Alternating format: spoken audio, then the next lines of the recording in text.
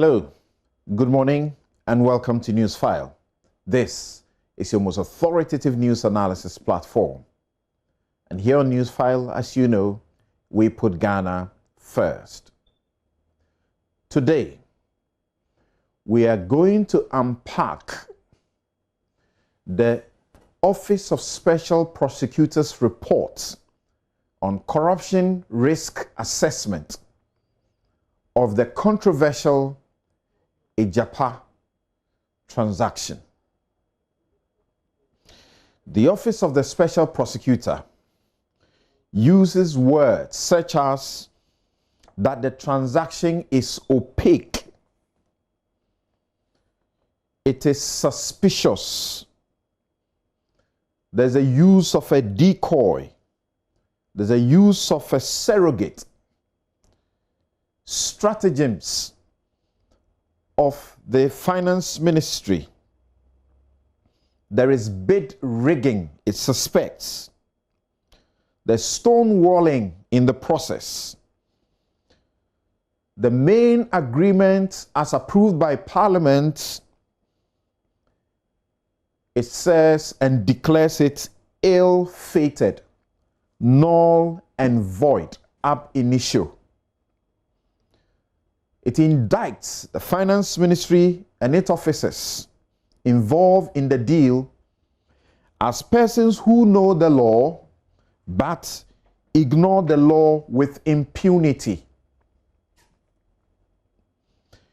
It talks of manipulation of the bidding process. It says the ministry or government was involved in stealthily, or if you like, surreptitiously seeking to escape requirements of public procurements.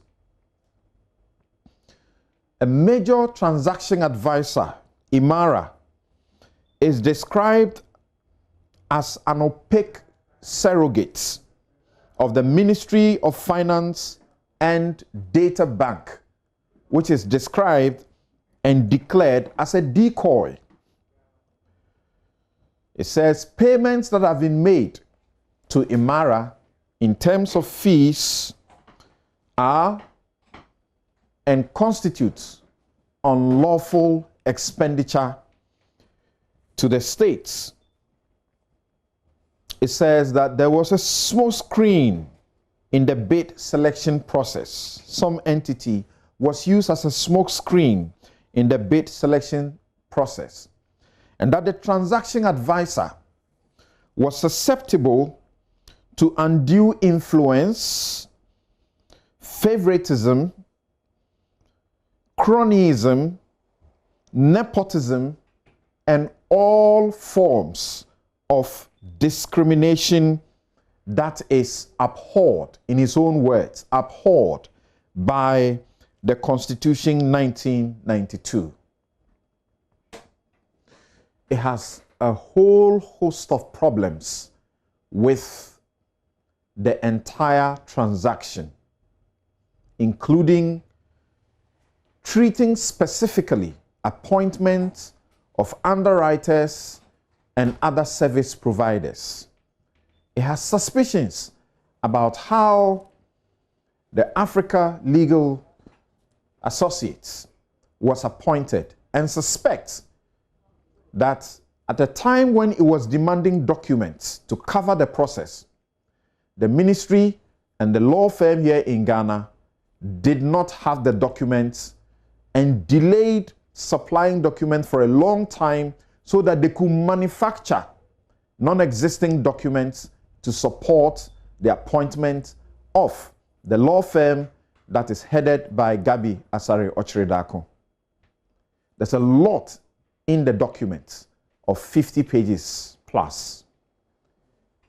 Today, we will sit and put the lens directly on the document and the ministry's reactions to them. What does the president want to be done to it? Well, the special prosecutor is said to have done the most sloppiest job or the sloppiest job ever by a sitting member of parliament, we will find out how true that is. But did he really do a professional job? He proceeded to indict President John Mahama as being government official one in the Airbus scandal. Question, so what? If we have time, we will try to also look at the thief caught by Manasseh Azure-Awene, who, upon his appointment, sets up new bank accounts and populates the accounts so frequently with a lot of money. A man whose previous accounts held not more than 30,000, so soon and shortly after his appointment, populated his account with over 3 million Ghana cedis. So Shraj says he's conflicted, but the president has sacked him. Iyoko is supposed to continue. The special prosecutor is also supposed to deal with the criminal aspects of the case. When will they start? That's the question. We'll be right back.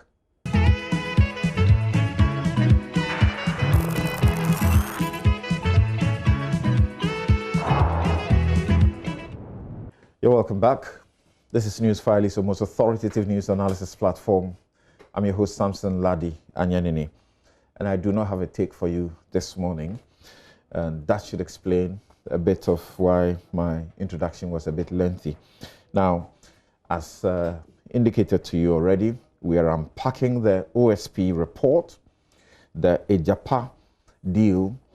Did it fail the corruption tests? And the OSP declares Mahama is government official one in the Airbus scandal. So what? And if we have time, contract for sale. Is it time to activate the unexplained wealth law? The Constitution provides that if you have wealth that you cannot explain the source by which you got it, and you're a public office holder who has submitted a declaration of your assets, then the state can confiscate those assets. It includes money in your bank account. Is it time to activate that?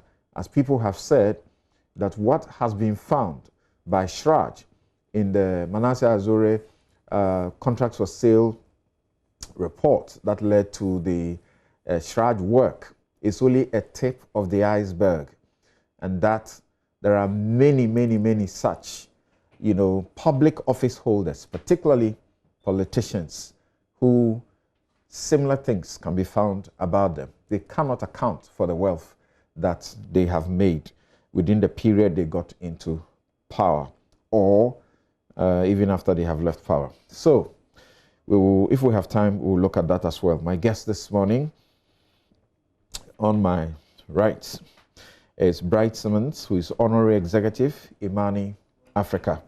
Bright, thank you very much for making time to join us. Thank you for having me. And belated happy birthday to you. Yesterday was your birthday, and I discovered that on social media. There's a lot of buzz. Right. Okay. Also here in the studio is Dr. Yao Graham, Coordinator, Third World Network Africa. Thank you for making the time to join us, Doc. Thank you. Good morning. Right. Thank you. Now, on the Zoom, we shall have Nana Akomia, who is member, MPP Communications Team, and MD State Transport Company Limited. Also, Eduji Godwin Tamaklo, Kujo Tamaklo, is lawyer and member, NDC National Communication and Legal Team. Gentlemen, thank you very much for joining us via Zoom. Thank you, Samson. Thank you, Samson. Great. Great. I think your Zoom connections are good. Thank you to the other distinguished partners. Okay. So immediately, I think what I have to say is that, Eduji, you may have to work on your Zoom connection because it doesn't come out as the best. So let's work on that before we put you on and then we don't have any, interruptions. Thank you. Now, yes, today is how many days? About 4 days after the U.S. went to the polls, right? And they still can't say who is a winner. Briefly, you guys follow international news and things. Can we have your brief comments about what is going on? Trump is is not thinking about conceding, despite the fact that the key states that are involved now, Joe Biden clearly is in the lead. Well, it's quite instructive how much the U.S. electoral process depends on trust and conventional techniques that date back to the 19th century. We've gone far ahead of that, but that presupposes also that the U.S. is living on past glory. The notion that you can have mail-in ballots where people will, request for a ballot is sent to your post, you fill it in and you post it, and so long as the date is before a particular threshold, then it has to be counted, even if it comes 10 days after the election. Some states allow the mail-in ballots to arrive 22 days after the close of polls, of the in-person polls. And in a close election, it's quite difficult. And I think any country with such a system will have faced significant challenges. What is quite interesting, though, is the fact that many people had supposed there was sufficient repudiation of the Trump philosophy, that this would be a walk in the park for the Democratic Party, and it hasn't been. Right. It's quite clear the country is deeply divided, a highly polarized society. What is even more fascinating is the votes of Donald Trump has actually been increasing among minorities. And obviously, this thing that there is a monolithic voting bloc is problematic because there are Latinos that are heavily Christian, some of them are Catholic, and it's possible that they will overlook some of the social welfare issues that the Democratic Party has anchored their flag on and vote on religious principles. So I think it's really exciting lessons for all of us. Yeah, but what do you think? Should he be preparing his concession speech rather than what he's trying to pull up legal, suits here and there? And already some of them have been thrown out because he doesn't have any evidence to back the claims of, rigging and all of that. Yeah, I mean, the issue is whether or not some kind of auditing of the mail-in ballots can prove very specific things like signatures not being on the ballot. Some of the ballots have been mailed after the due date. So there is some hope that you can prolong it for a while. But I think there is already the sense that he's lost the election within the country. Right. There is also the overseas ballots. And some of those overseas ballots, particularly the military ballots, tend to be more pro-Republican in most years. And so maybe he has his hope on some of the military ballots that will be coming from overseas. The U.S. has hundreds of thousands of soldiers posted overseas. Yes, but that will constitute much of popular vote. You're talking about electoral college. And as far as we are concerned, as you can see, in Pennsylvania, 20 electoral some ballots are state-based. So some overseas ballots are state-based. Okay. So in some instances, like I think in Georgia, there was a sense that significant overseas ballots from military base overseas might tilt the vote. But it's quite clear that the mood in the country is a post-Trump era mood. All right. Okay.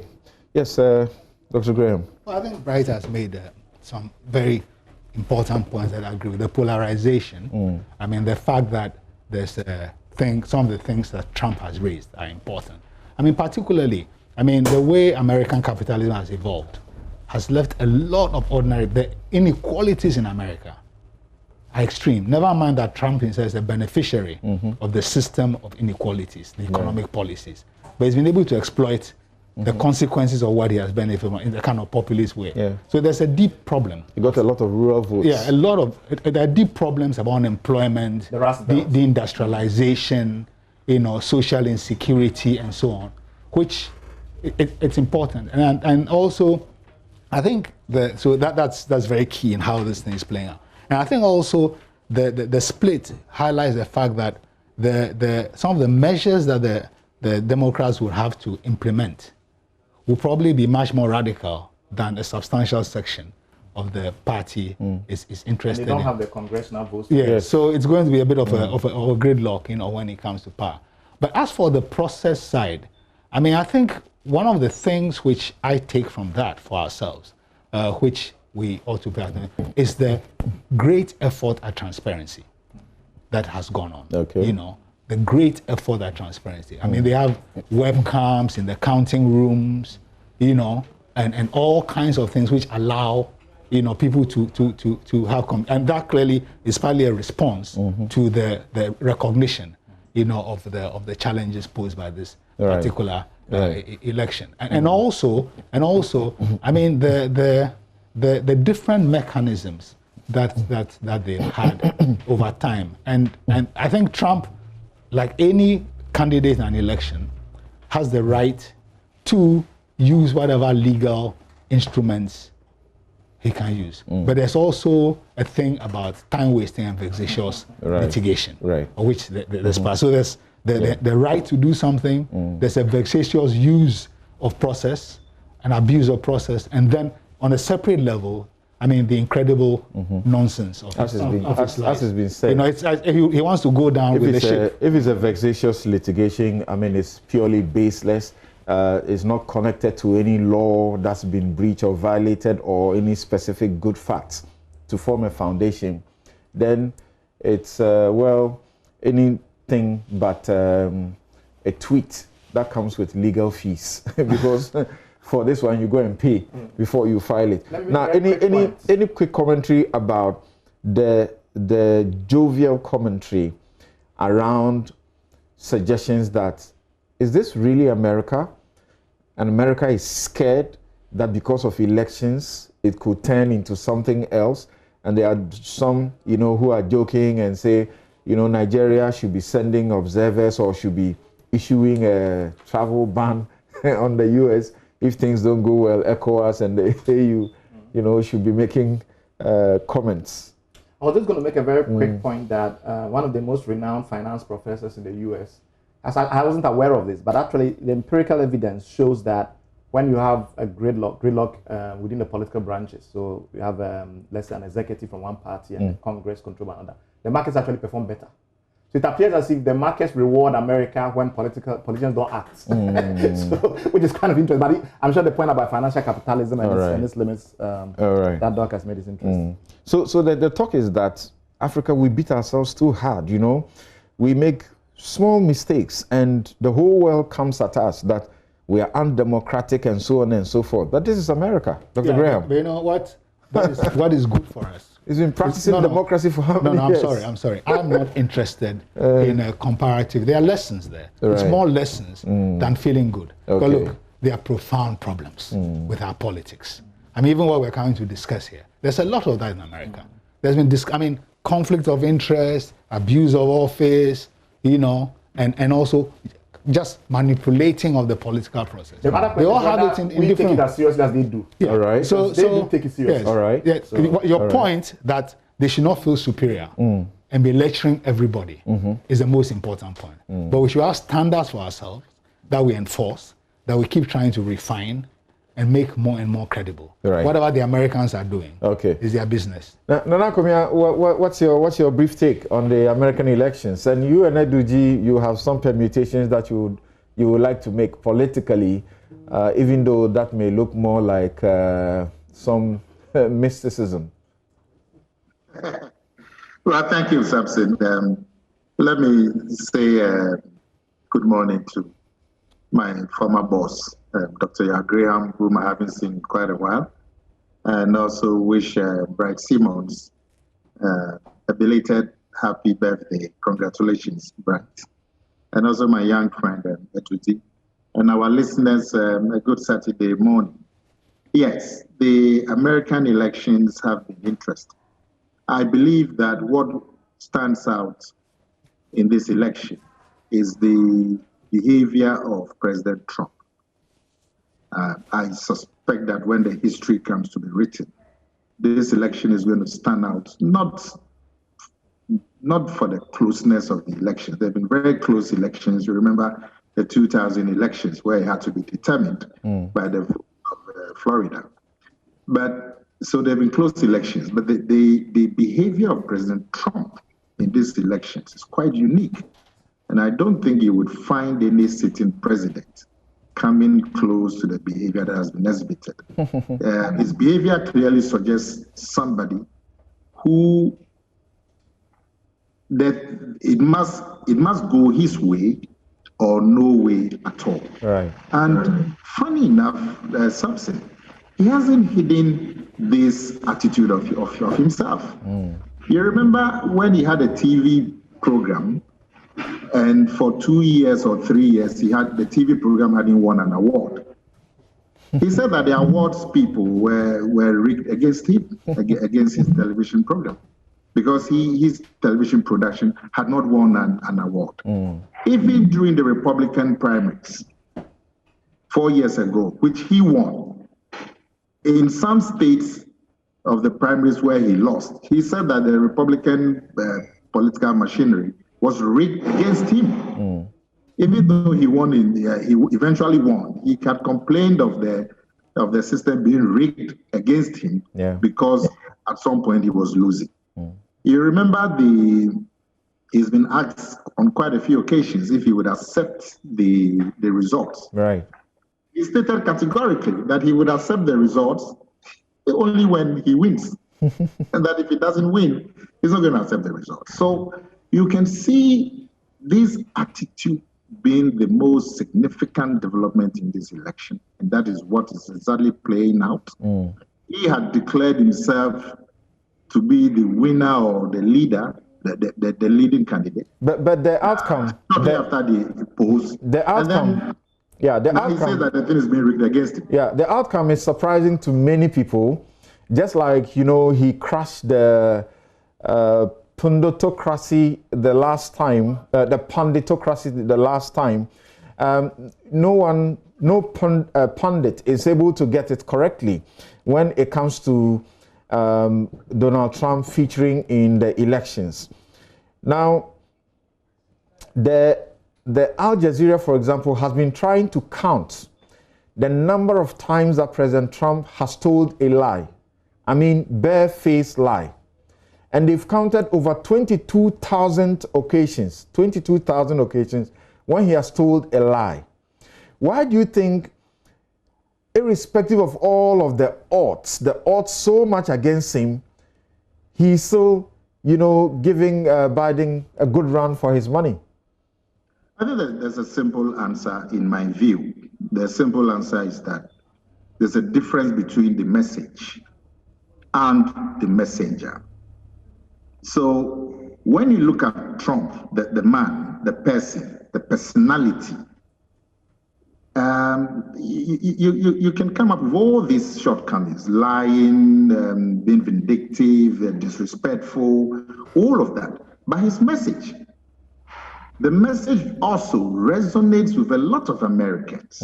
These themes about making other people in the world pay their own way, not letting America be in a nanny state that is going to take care of everybody, whether it's NATO, whether it's whatever, NAFTA, the North American trade deal with Mexico and Canada, whether it's dealing with China in a way that the Americans, the average American expect, and so on, whether it's bringing jobs from abroad, and because of the things that have to be done to lower tariffs and incentives for American companies that go abroad so they can bring their jobs back to America. Those things resonate with the average American. All right.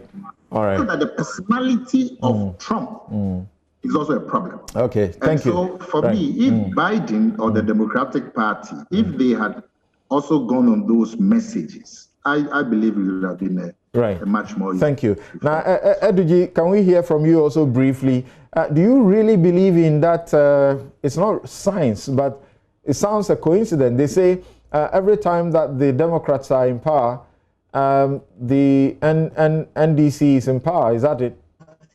So you are excited about the outcome? Samson, good morning, and good morning to my senior brother, Nana Kumia, Dr. Yal Graham. I used to worry him a lot when I was at the Department of Economics. I was doing something on the Economic Partnership Agreement, so I was always worrying his outfit. And our viewers and listeners. let me use the words of my senior brother, Nana Kumia, as captured in the Chronicle newspaper, November 2016, when he made the point that the victory of Trump was a signal that there was change coming. I think that consistent with that statement by Nana Kumia, I would want to say that with Biden's victory, clearly there's change coming. And what becomes even more clearer is when you begin to look at the Trump governance, the self-dealings, the nepotism, the self-dealing, how his governance became akin to the notion of conflict of interest. Clearly, you can see a similarity with what is happening today. And I am even more excited that one of the issues that we're going to discuss will be the Agyapa deal. And that clearly is what we have been saying. And so, like you said earlier, there's a certain, similarity, 1992, 96, 2000, 2004, 2008, 2012, 2016, and now. So we are very confident that, again, looking at the character of the president that we have today, it is very clear that we have seen this. And you see, something. Interesting. Let nobody take this thing away from us, to the extent that President Akufo-Addo, until 2016 when he won, he's never publicly conceded an election. His first time coming was 2008. You recall the misadventure by my learned senior, Nana Kumia, relative to the ex-party application to injunct Afarijan. The time events consistent with Trump behaviors. So I am very confident, like my senior Nana Kumia said, the wind of change is coming. This was supposed to be to start on a lighter note, but but I can tell that, So clearly, but obviously this is also on a lighter note. Clearly not. But like I pointed out, we are very confident. Okay. We are very confident of victory. Okay. We are very confident of victory. All right. Thank you. Okay. Samson. Yes, I knew you will insist that you ought to be giving an opportunity. I don't remember. Do just a minute. The wind of change is coming in Ghana. In Ghana, the wind of change has already happened in 2016, and we're enjoying that wind of change. And my friend says that, well, there's going to be a correspondent result. I'm assuming that Biden is finally declared a winner. Well, if you're going to look at these happenings and base your hopes on it, I would like my brother Edudi to consider some other interesting statistic. What I have found is that in Ghana's election, every incumbent president who wins the elections has the #1 position. That President Rawlings in 1996, when as incumbent president was standing for election, had a #1 position. J.A. Kufuor in 2004, as incumbent president standing for re-election, had a #1 position. It was only President Mahama, as incumbent president, who didn't have the #1, and he lost. Akufo-Addo, as incumbent president, has the #1 position. I'd like Edudi to go and think about that. All right. So on that, on that fetish note, can we stop it there and then get to the more serious business for the morning?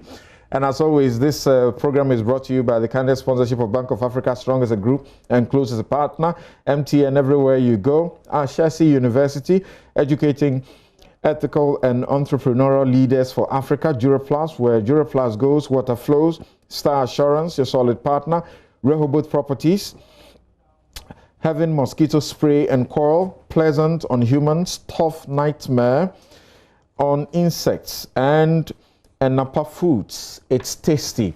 So this is how I'm going to start. I'm going to have our guests give their preliminary overview of the documents that they have read. And then we will take a break, return to look at specifics of the OSP's corruption assessment report of the Agyapa mineral royalties deal. So I'll begin with Bright Simmons. If you look at the entire document, and also if you juxtapose it with, I suppose you have the opportunity of reading the finance minister's memo that tries to react to specific portions of it, what will be, your summary or your executive summary? Yeah. So I am of the view that the special prosecutor did a fairly thorough job given the time that he had and the resources that were available to him. It was quite clear that there was some stonewalling, information not being provided on time to enable his analysis, and therefore he had written the report in two parts. One part with the information that was available from the beginning, and then subsequently added some additional information towards the end. So you can see that towards the end, he was on less sure grounds because the information was just not being provided. And one fascinating example of that was when he made the point that, they go to the PPA, the Public Procurement Authority, for permission to ask consultants to submit, to respond to an RFP. And they then changed the terms that they had agreed with the PPA to require a local partner. And when the responses came through, they decided that Imara had won with Databank. Mm-hmm. But unfortunately, they refused to give to the special prosecutor the response of the second entity that submitted. So they wrote to 8 companies, and then they got 2 responses back. And of those 2 responses, the one that won, the Imara Databank Consortium, that document was provided to the special prosecutor. And he said, okay, but what about the losing bid, Morgan Stanley Boulders? Mm-hmm. And they said, we won't give that to you. So essentially, we're not going to help you to evaluate whether or not the Imara Databank victory was sound. You also have to remember that this particular practice of refusing to provide information was so consistent that it's quite evident from the OSP's language that he was infuriated by the end of it. And I think a lot of the colorful language he then subsequently used was driven by this lack of respect for his office. So that would be a very important aspect of the analysis for us going forward. All right. The only concern that I have with the OSP is that I think he should have reached out to civil society, because we've been spending months working on this, and he had just a few weeks. And if he had relied on civil society, I think some of the omissions in the report, which actually frightens me more. So the things that he wrote, yes, he uses some colorful language like lack of ethicalness, greedy self-interest, and people have latched onto that, understandably. But there are more grievous problems that he could not uncover given the period of time. What people don't realize is that when a preliminary report turns out such damning findings, it's actually very bad, because usually a preliminary report is to look for only the prima facie bad things about something. So if in a short period of time I just look at the documents, like even with this minimum exposure, I find that the whole transaction is riddled with bad things, so to speak, then any detailed investigations is likely to uncover more problems. And that is what we find, those of us that have been spending a longer time on these documents, that the OSP in some respects actually omits a number of very, very grievous problems with the report. Oh, really? Okay, Dr. Graham. Well, I mean, to pick up where Bright landed, I mean, the effect, therefore, one, is that even without the attention that Bright is talking about, in detail to some of the issues that have been raised, in kind of more kind of technical analysis of some aspect about the economics and of the report and so on, of the Agyapa deal.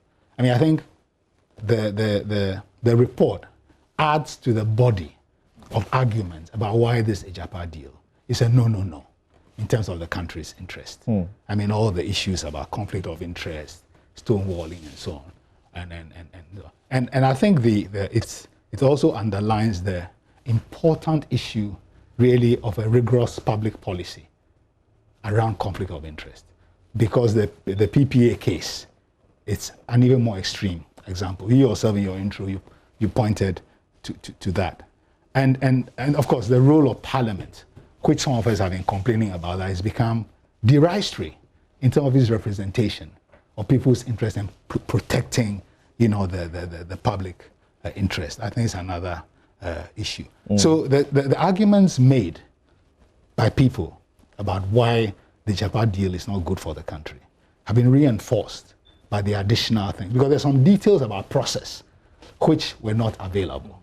Now, I think that those details about the process are important, not simply for the Agyapa deal, but what it tells us about the relationship between political office holders and our public services, the ways in which they become suborned completely to the interest. The OSP has a lot of suspicion, and he begins his report on the premise, a lot of suspicion. Do you think that in seeking to present a professional report on an assessment, risk assessment, he ought to be dabbling in so much of suspicion from beginning to the end?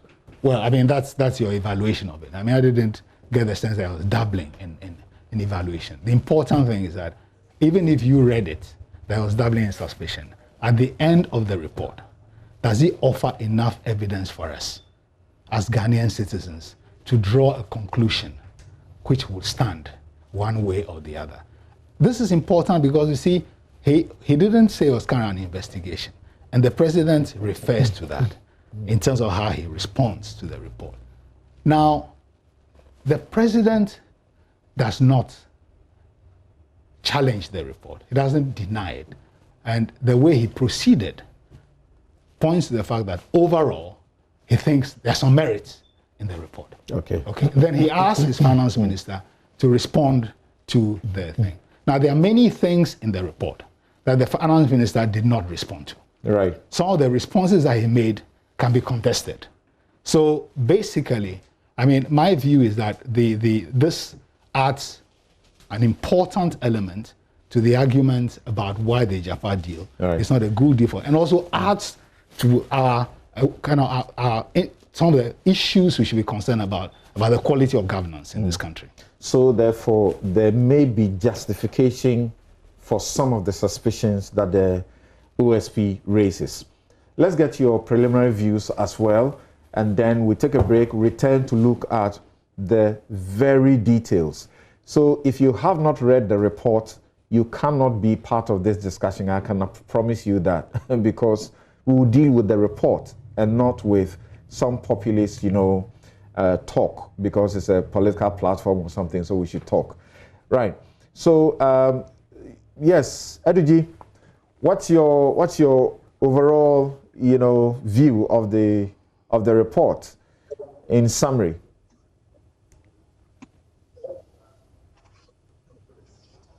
Yes, let me start, first of all, that if we are to take on the face value the 64-page report of Martin Amidu and the subsequent conduct of the president.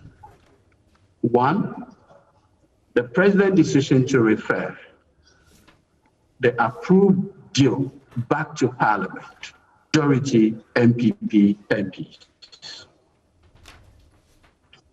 Now, the president's decision just to refer the deal back to Parliament for whatever it is, for me, casts the president in the mode of a person who does not consistently take responsibility. And so his conduct looks like more of a Pontius Pilate done demonstrating leadership. Because remember, in all of this, he gave executive approval for this deal. And so if there is a problem with it, he failed. But to create the impression that let it go back to sender more or less for it to be reconsidered is quite regrettable. But I need to also say that I'm a bit disappointed in the special prosecutor. If you look at the law establishing the office, sections 3, and with your kind permission, I read, functions of the office, section 3.1. It said to achieve the object, the office shall A, investigate and prosecute cases of alleged or, very important, suspected corruption, Public Procurement Act.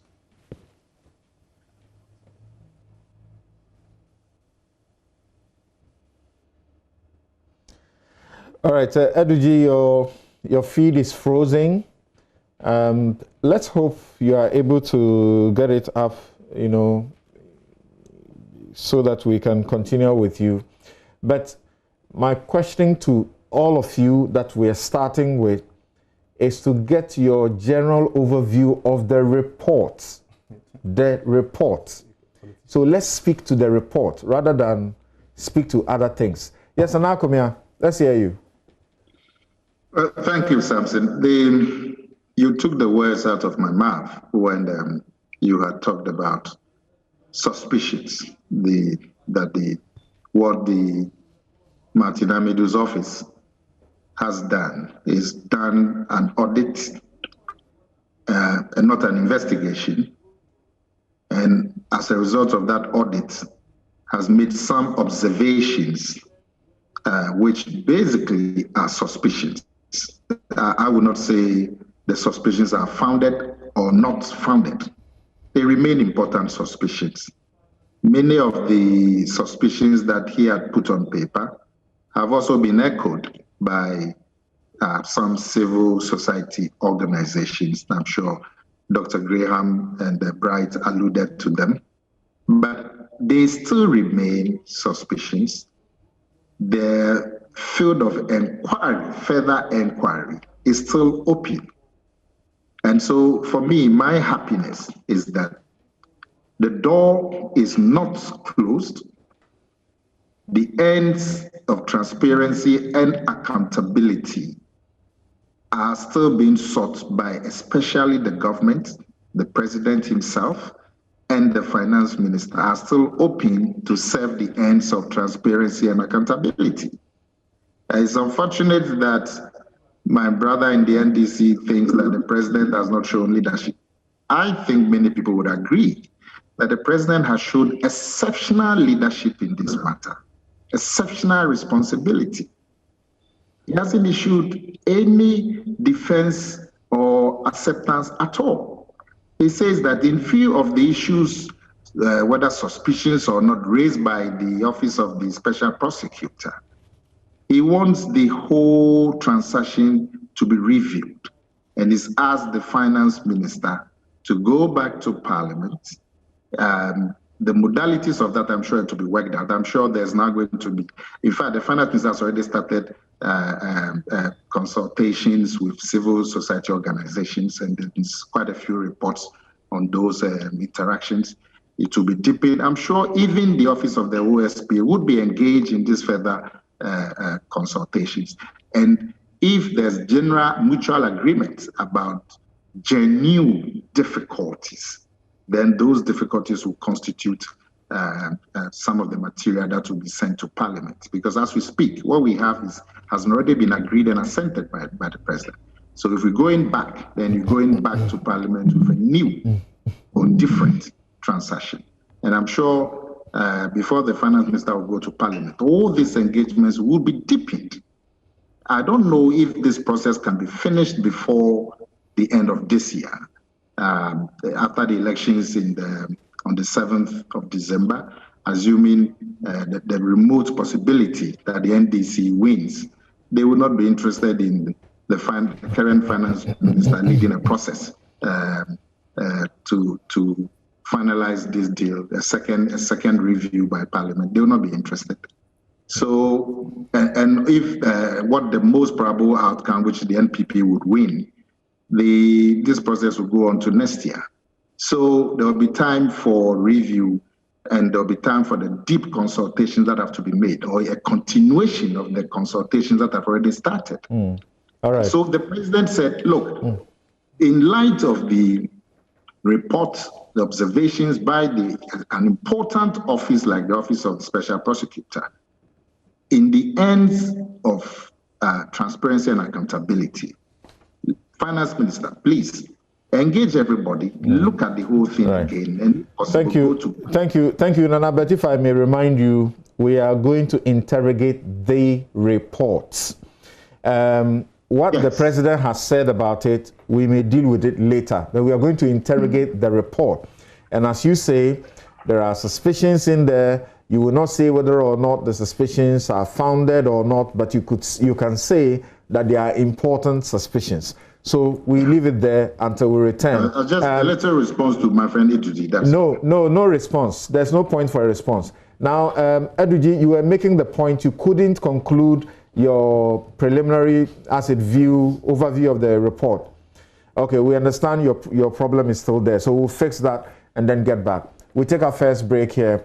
We'll return shortly, and I will engage my guests in the studio a lot more to interrogate the report. We'll be right back.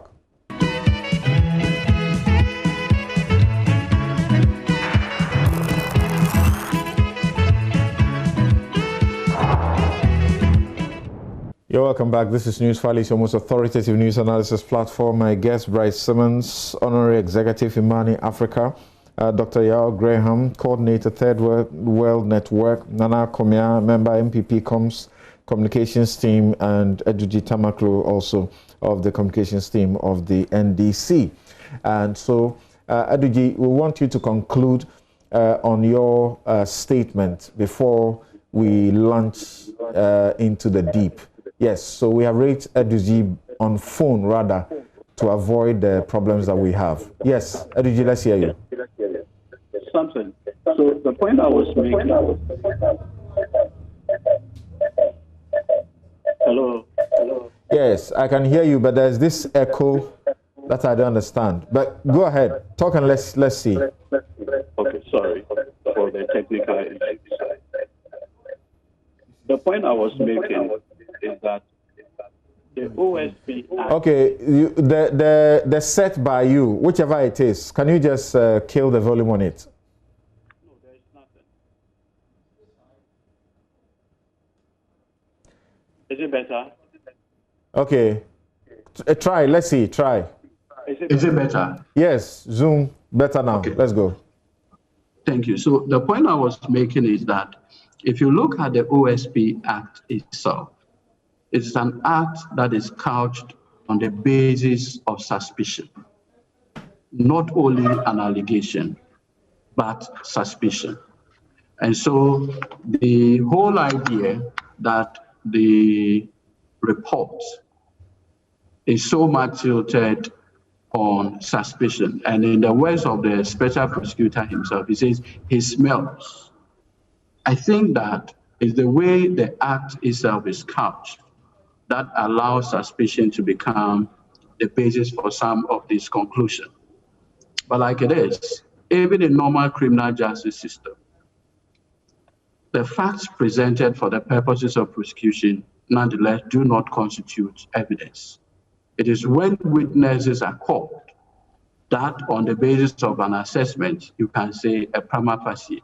So he does not need, on the basis of this report, to demonstrate prima facie determination of wrongdoing or anything. And that, for me, is where my disappointment comes in. Because having, on your own report, made findings, for instance, relative to bid rigging, among other things, and infractions of the Public Procurement Act, I think that he has no basis to say he's referring the work to the president. What you need to do is to begin the prosecution process without more. And for me, that's where my disappointment comes in. So it's more like a Pyrrhic victory, more or less. Is there a specific provision of the OSP Act you refer to say that the act itself is, couched on, as in your own words, suspicion, and a basis to say if you are doing a risk assessment, suspicion, yes, you don't give a report back on the risk assessment? Yes, my submission is founded and I'm fortified by reason of Section 3 of the OSP Act, which says that to achieve the object, the office shall investigate and prosecute cases of alleged or suspected corruption or corruption-related offenses under the Public Procurement Act, Act 663. Suspicion, suspected. And so, if in your own work, you have found evidence or whatever of what you call bid rigging, why send a report to the president? And again, you will see from the conduct of the president, upon receipts, he basically acted on just violate, take it to Parliament for reconsideration. Why do you have an act that empowers you to do something, you don't do it, and then you send it to someone who clearly has demonstrated that he has no role to play? And so he says, take it back to Parliament. When Parliament approve of a transaction, the OSP, and you and I don't. The OSP is supposed to investigate suspected acts, as you rightly say, but it is doing a different job at this stage. At this stage, it is not doing an investigation. It's doing a risk assessment. No. The report, no, Ediji, hold on. Let's not start this early. The report is a risk assessment. It's not an investigation. So let's not even start from that premise. When you say, don't use semantics, with the greatest respect. An assessment and an investigation, what are the difference? How did you come to the conclusion? You do evaluation of works, document. That's what an investigation.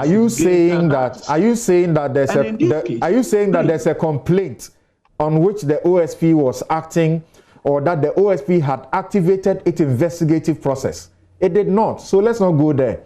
It did not activate and has not activated its investigative process. Something. No, let's stick to what has been done. Let's not try to bring an interpretation that does not exist as far as this matter is concerned. The OSP, please. The OSP uses words assessment and analysis of risk. Exactly. And I'm submitting to you that assessment is an investigative process. How do you say an investigative process for prosecution? Is that what you're saying? That is what the act empowers you to do. Okay. So the OSP.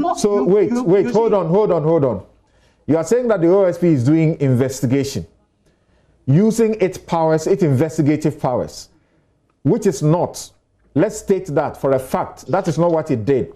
But if you said the OSP... You cannot call what you are saying as a fact. No. The OSP did not do that. The OSP has not done a prosecutorial investigations. Let's not do that. You see, many entities... Hold on. Edwige, hold on. There's nothing called investigation. Hold on. You know that risk assessments are done. KPMG... insurance companies, they do risk assessments. That is not an investigative process for prosecution. So you do the risk assessment and you submit a report on the risk assessment. And if there are things that need to be rectified or so on, they are done. So we know this, and we know this to be completely different from a process for the purposes of criminal prosecution. So do you think if you were doing a process for criminal prosecution, who has been cautioned, who he would be saying that people are declined to give him information. He would have subpoenaed the processes. He would have forced the information he needs. That's not what he's doing. So let's not go there and have an argument. Let's not have an argument. You want me to respond? Eduji. Let it not be stated Eduji. that what the special prosecutor did was not an investigation. It is.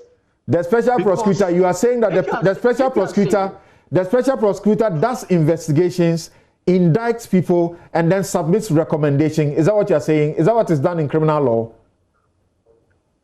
Something. If you want me to respond to you, I will. Okay, don't respond. And I want that to remain a fact. I don't want my audience to be misled. The special prosecutor has not done a work for the purposes of prosecuting in this circumstance. The special prosecutor has done an assessment, risk assessment, and it is required to give a report on the risk assessment. That's what it has done. All right, so now I'll come back to the studio. We have taken your preliminary views. No, just 1 minute. You see, you don't make a point. You don't accuse me of misleading your audience and say it's okay. Please. The document we are looking at, the title of the document is this. You need to treat me well. No, I'm treating you very fairly. The document we are dealing with is Report on the Analysis of the Risk of Corruption and Anti-Corruption Risk Assessment. If we will not have a discussion, I'm sure we cannot have you. We must have a discussion. That's what we are set out to do. Yeah, I agree with you. You cannot create your own facts and begin a discussion on it. I'm sorry. The report we are looking at is Report on the Analysis of the Risk of Corruption and Anti-Corruption Risk Assessment of the processes leading up to the request for approval and approval of the transaction agreement and tax exemptions granted by the Parliament thereunder in relation to the gold royalties monetization transaction under the Minerals Income Investment Act 2018, Act 978, and other related matters by Martin ABK Amidu, Special Prosecutor, Office of the Special Prosecution.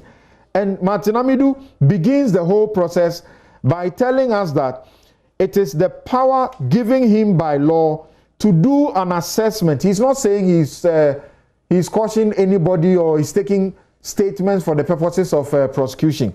So let our audience be clear about that before we start.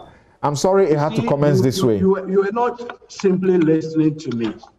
I indicated to you, Samson, and to your audience, that the special prosecutor need not submit any report to the president. What I said is that having come to the conclusion that they were bid rigging, and this is definitely based on a fact, what you do is to trigger your power to prosecute, proceed with that, because the act firms every suspicion to be the basis. What the special prosecutor did, Eduji Tamaklo, is activating its power under the law, under the mandate for the purposes of the prevention of corruption. What it did is not for the purposes of prosecution of corruption. The special prosecutor has been given a special power and a mandate for prevention of corruption. And if you refer to Section 2C, Section 4, 29, 69, and 73 of the Office of Special Prosecutor Act 2017 and Regulation 31, that will be very clear. Please, that's what we need to let our audience know. The special prosecutor is not doing a prosecution on this matter yet. Right. So let's stay in the studio here. I'm sorry. Can we take Eduji's interference out? Right. Okay. So we want to deal with the substance of what the special prosecutor has done and interrogate whether or not he has a basis for some of the things he has done. So, among other things, he says the transaction is opaque. Mm-hmm. Transaction is opaque. He says there's manipulation of the bidding process. Mm-hmm. He says there's reasonable suspicion of corruption. in the process. He says that data bank is a decoy, having been used through Imara as surrogates for the purposes of the bid rigging, and that this process was ill-fated, says all other things that clearly shows that the processes were bad and tainted with corruption. What do you say? Yes, and I also think that you are right in trying to clarify that when you do a corruption risk analysis, or for the purpose of prevention of corruption, you must send it to the principal who has the capacity to do something about it. And because executive authority vests in the president, if I see that you're about to do a transaction, and I say, well, given all the concern about it, I want to preemptively analyze if there will be a scope for corruption if you went ahead. Right. And I finish that report, I must send you someone who has capacity to be advised about the risk. So I think there, I slightly disagree with Mr. Eduji when he says that the report shouldn't have gone to the president, because I think the president is the one who is entrusted with authority to actually prevent the corruption from happening. His point is that the prosecutor should be prosecuted rather than... That's a separate point. Right. That point is already made by Mr. Amidu himself when he says that he could potentially launch investigations for already committed corruption. Right. So there are two different matters we are dealing with here. So he actually speaks about his words, future investigations for the suspected commission of corruption and corruption-related offenses. That is corruption that has already potentially happened. Right. Or with the matters that are already in purview. That's right. But he was more concerned with advising the president, don't go ahead with the listing. Because that's the job that he has been set up, he has been asked to do. Well, no, he had taken it on his own accord. Right. Yeah. But he's saying that we want to go and list something on the stock exchange. If you went through with it, I think that corruption is inevitable. Right. So don't go ahead. Okay. That is different from saying that up to now, are there things that have happened which constitute corruption and which you could prosecute? And he says, I might. I'm still working on this, but I might. And you're also absolutely right when you say that if he had determined from the outset that corruption had already been committed, he would have activated powers of subpoena, forcing people to subject themselves to potential perjury, and all of those types of things that criminal investigators are equipped with the law to determine. Now, back to your main question. Right. Does the special prosecutor have foundation for the claims that he makes and the findings that he's presented in respect of the conflict of interest dimension, the self-dealing dimension, the bid rigging dimension, etc., etc.? And the facts are emphatic about that. He does have foundation. Let me give you an example. Okay. And a lot of people are not aware of the chronology of these matters, which I think is very important and people understand, because it appears complex. Not complex, it's elaborate. There's a lot of moving parts and people don't have time. It starts with sometime between July and October 2017. A number of companies writing to the government that you have all these gold income that is spread out too far out. But you need money now to do important things. Why don't you come to us and we'll give you money? And when you get that money, you can invest it in wherever it is that you want to invest it in. And then because we are happy to take the risk of future returns, because it can go up or down, we are happy for that volatility. We will risk some capital upfront to get that volatility. You understand the point? So of those companies, there were 6 companies, one of whom sent 2 unsolicited proposals called Triple Flag. The other companies are mostly gold royalty companies. And they have said, look, that's the job we do. We come to you and say, in the future, you will get some income. Because that income can fluctuate, there's a risk. And if I'm in the financial space, risk is what leads to reward. You cannot get reward without risk. It's the fundamental law of finance. So for that reason, we can take that risk for potential reward and give you the money now. The government then looked at all of these matters and wrote on 6 October to the Public Procurement Authority that we want to take advantage of a potential receivables-backed transaction. It simply means this. Receivables is money you will get in the future. And if I can take that money that I can get in the future as a basis to get money now, I benefit from the ability to make investments today, which may generate more than what I will get in the future. The Public Procurement Authority then had a back and forth with the government on this matter. Remember, at this time, we are still talking about the receivables-backed transaction. So it's no different from the kind of receivables arrangements we do in Cocoa Board and etc., where we are always banking on future income. Then what happened is that in November 2017, a month thereafter, the government started to alter what it wanted to do. And it claimed that it now had a strategy of getting a transactional advisor independent of the people with the money. Right. So now he wanted permission, the government wanted permission, I'm not talking about the finance ministry, to go get financial advisors, financial counterparties who will give it money, but he also wanted to get a transactional advisor to advise it properly. Right. So now he wanted to do 2 streams of procurement. Here is where it gets interesting. Here's where it gets interesting because by the time that approval was given for the government to do what it has set out to do, it then radically began to change the mandate that had been given by the PPA. It is at this point that the government determined, and here is not where it is not entirely clear, that it's going to start building a gold royalty company itself. That transition, I don't think it was apparent to the special prosecutor because he does not address it clearly. But it was a major transition that to me is the source of all this confusion we have. Civil society has repeatedly said, when it comes to royalty transactions, it's not different from all the other securitization arrangements we have. We have some money in the future, we want to get some now. The difference is that at some point after the PP had given it authority, the government then decided that it did 2 things, one of which the special prosecutor comments with some great degree of concern and reservation when he says that one, it had been given approval, I then went and modified that approval to tell the people that want to come in that if you want to come in, you need a local partner, which is not something that they disclosed that they wanted to do the PPA. Right. Secondly, it now also decided that some of the people that had expressed unsolicited proposals, which it had gone to the PPA supposedly to go and put on a restricted tendering, they were no longer necessary. And he had introduced a mechanism that enabled it to reach out to new potential advisors. But we are still talking of one side of the transaction, the advisors. We've now stopped talking about the people that were going to give money to the government.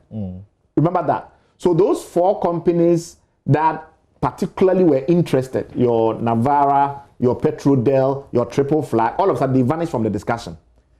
After the one leg of the procurement had been done, they now choose Imara, which obviously had Data Bank as its local partner. And Morgan Stanley and Boulders lose out.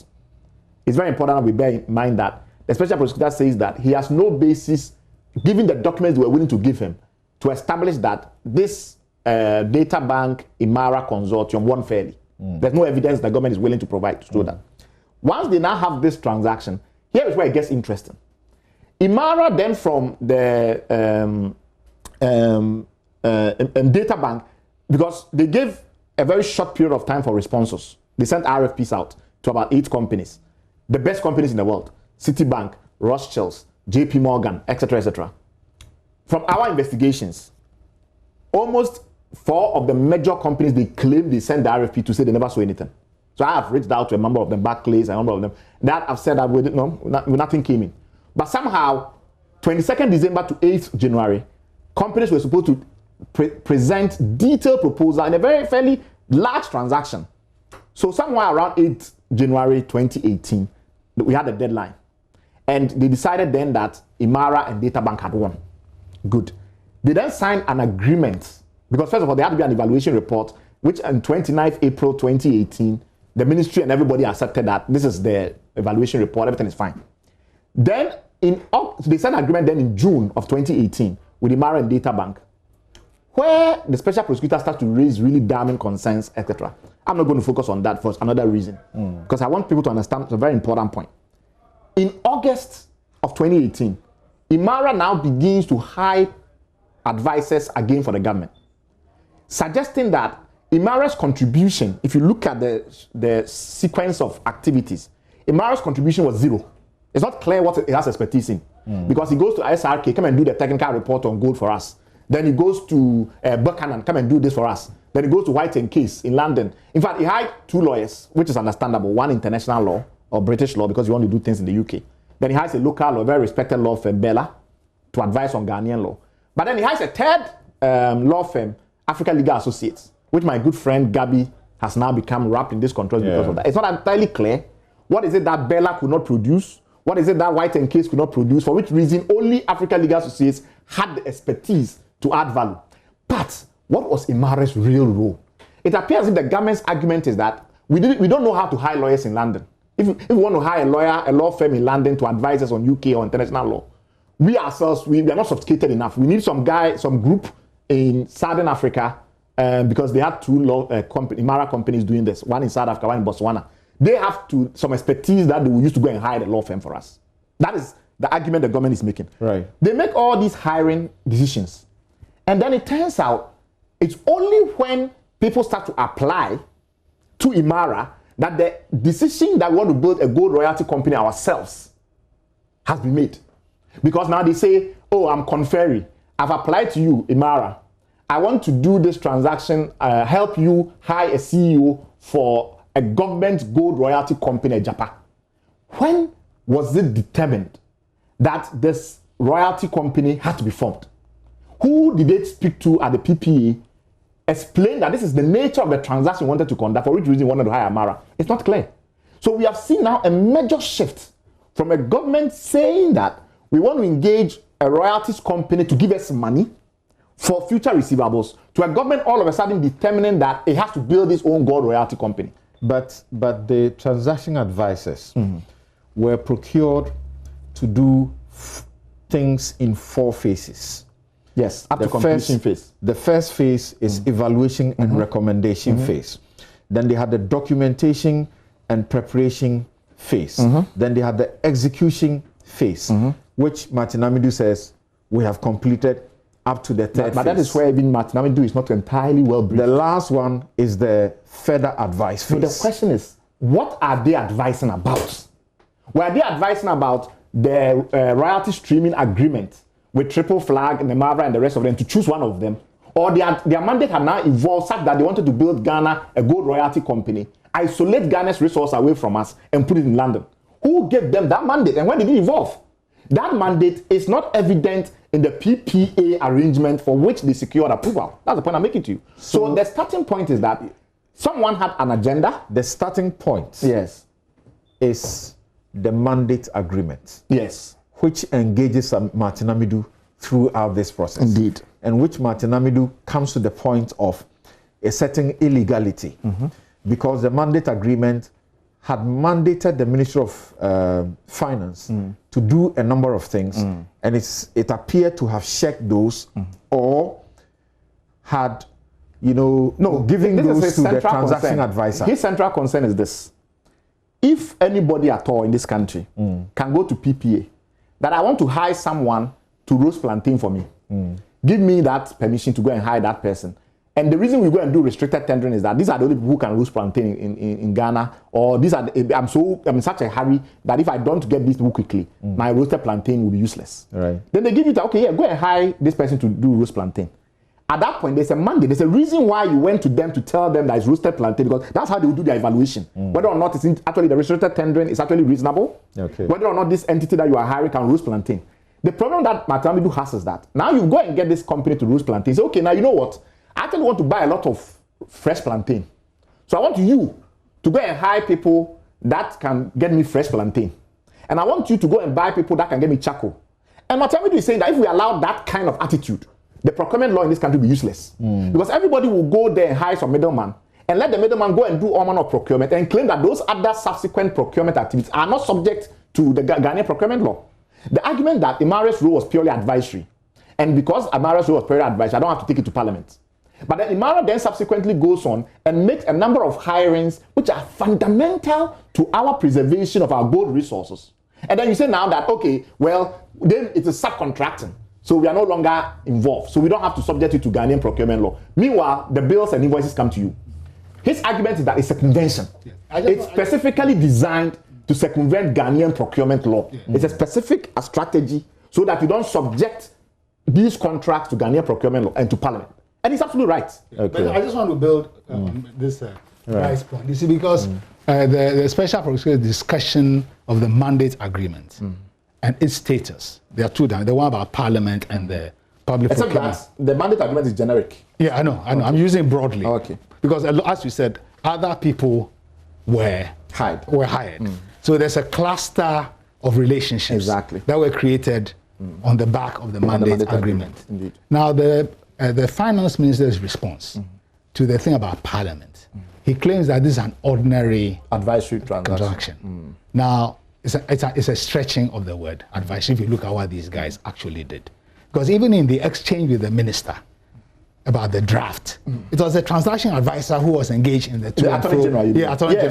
With a to and fro, a very substantive, engagement. It's lawyers working for the transaction advisor supported. Yes, but then in addition, the minister referred to the Balkan Energy Agreement and claimed that was the basis for what they did. I mean, if you read the Balkan Energy Agreement, it talks about, say, the transaction being of affecting a major transaction, affecting the economic interest of the country. Now, we are talking about the country's gold royalties. And the minister is a major source of this, as Martin says, this is our patrimony. Yes. And also an important economic resource. And a source of conflict. And setting up an arrangement in perpetuity, virtually, for the bulk of royalty. If something is not of major economic importance, I don't know what it is. Exactly. So this thing about... But that's because they engage in this fiction. There's a difference. Whilst the deputy finance minister's reply to Martin Amidu is very clear that getting the transactions advisor and all these small aspects of the transaction does not commit the country, he said, autonomously. It's so important that you raise that. To financial, it does not commit to huge financial. So can I clarify? No, but it's not simply the payment. Then Martin Amidu says that, and he says that for the fact that the transaction advisors are supposed to be paid, and by the time he was dealing with them, they were supposed to be paid, is it 15,000 per month in expenses fixed. Yes, and to be paid in a quarter, and then also to pay them $4 million success fee of $4 million. That was money. Yes. Committing the country to a lot of money. The interesting part. Let me explain the interesting part. You argue that we brought these people on board, they're just going to give us advice. Right. The real transaction is this other transaction, the financial receivables transaction, the receivables back financial transaction. And therefore, maybe that one must go to Parliament, right? Because if I'm going to borrow against our royalties for $750 million, that's what they were thinking about. Nobody will have argued that should not go to Parliament. Yes. So that was the initial leg of the transaction. So I can understand someone like the PPA think, okay, these people, they are just coming to advise. The real thing is this $750 million deal. Let's wait for it. So go ahead and do what you want to do. And I can see even Martin Amidu agreeing if that was the way the thing went. But then somebody then decided that actually we don't want to do it that way. Precisely. The argument, I think, then that becomes valid is if they had gone ahead and done that $750 million transaction, they could not have ignored Parliament. Somebody then decided, what if these transaction advisors rather go and do a listing transaction? Because this is the point I'm making. And then I don't need to go to Parliament even with a listing transaction. Yeah, because what they were involved together with their other advisors in doing was devising a major strategy for the use of the country's gold resources. Exactly. A good or defective design of that thing has huge economic implications and economic importance for the country. So that's not an ordinary commercial way they design. But that is the point. They have escaped because there's nobody giving you money. But it's important for us. And the Balkan thing is not simply about money exchange. That's the point I'm making. So in this discussion, in the Balkan case, the court talked about the fact that each concrete situation has to be evaluated. Another thing about, say, its international dimension, its major character, as well as economic, value. And so, although Martin focused on one dimension, I am saying that in addition, given what actually transpired, even more material to support the case, that this is something that requires the supervision and agreement of Parliament. Indeed. Okay. And so, also the PPA. So the argument we are making is that... Particularly where you are talking about his concern about trying to circumvent the PPA processes. Yes. This is a bit long, but I have to read it. And this is in page 12. page 12, I'm reading from the second paragraph in page 12. He says, it is with the foregoing lenses that this analysis of the risk of corruption and anti-corruption assessment leads one to the conclusion that the contention of the Ministry of Finance, soon to be quoted, lack integrity in stating that, quote, Emara Corporation Finance and Data Bank were engaged as transaction advisors after going through a restricted tendering process, unquote. The ministry contends that as a result of the advice of the transaction advisor and based on the fact that royalties are deemed to be a tax which go into the consolidated fund, it was agreed that the best way to approach the transaction was to draft a bill for consideration and passage by Parliament. The proposed bill was to establish the Minerals Income Investment Fund, MIF, granted the necessary powers to establish a special purpose vehicle that would monetize income accruing to government. The Deputy Minister for Finance, Honorable Charles Edubuahi, from the analysis of the risk of corruption and anti-corruption assessment, appears to have been the Deputy Minister who oversaw the bid selection process for the engagement of the transaction advisor. By overseeing the manipulation of the selection process, contrary to the PPA approval, this is your major concern, exactly. PPA approval, to bring in Data Bank Financial Services through the side door as a decoy, he would have appeared to have compromised the Minister of Finance objectivity in supervising the actualization of government's policy in the handling of the special purpose vehicle establishment transactions from then on. Now, this last paragraph. The Ministry of Finance, representing the Republic of Ghana, became the transaction advisor through its foreign surrogate, Emara Corporate Finance. And the transaction advisors became the Ministry of Finance with the authority to determine the future of the nation's gold monetization policy. Saying that. It's a passive-active dynamic. Okay. Which makes no sense. If you bring on board Emara and Data Bank that they are experts, right, and they can help you go and structure a transaction in which you raise money upfront with future revenue receivables. And then it turns out that they are actually nothing of the sort. Right. They don't contribute anything of substance. And you are the one actually being the directing mind. You have what you want to do already. These people are just there to implement your instructions. So you want to hire Conferry so that Conferry can hire a CEO for Agyapa. Then Conferry writes to them. Who even invited Conferry in the first place? Conferry writes to them and goes like, we have been asked that, Agyapa is about to be formed. You need a CEO. We are here to provide you with a CEO. Right. And then they approve. Then they send a bill to the Ministry of Finance. It was quite clear that all of these transactions, that's the point of Amidu, were set up to create a complex web of obfuscation. So he says, I repeat that line before I get to continue with it. He says the Ministry of Finance representing the Republic of Ghana became the transaction advisor. Yes. Please pay attention. Through its foreign surrogate, Emara Corporate Finance and the transaction advisors became the Ministry of Finance with the authority to determine the future of the nation's gold monetization policy. This appears to be the only reasonable explanation for the Ministry of Finance infringing on the provisions of Part 4 of the Public Procurement Act 2003 as amended by unlawfully delegating to the transaction advisors in clause 2.2.1 of the mandate agreement the statutory authority and functions of the procurement entity tender committee of the ministry as its only gazetted covered entity.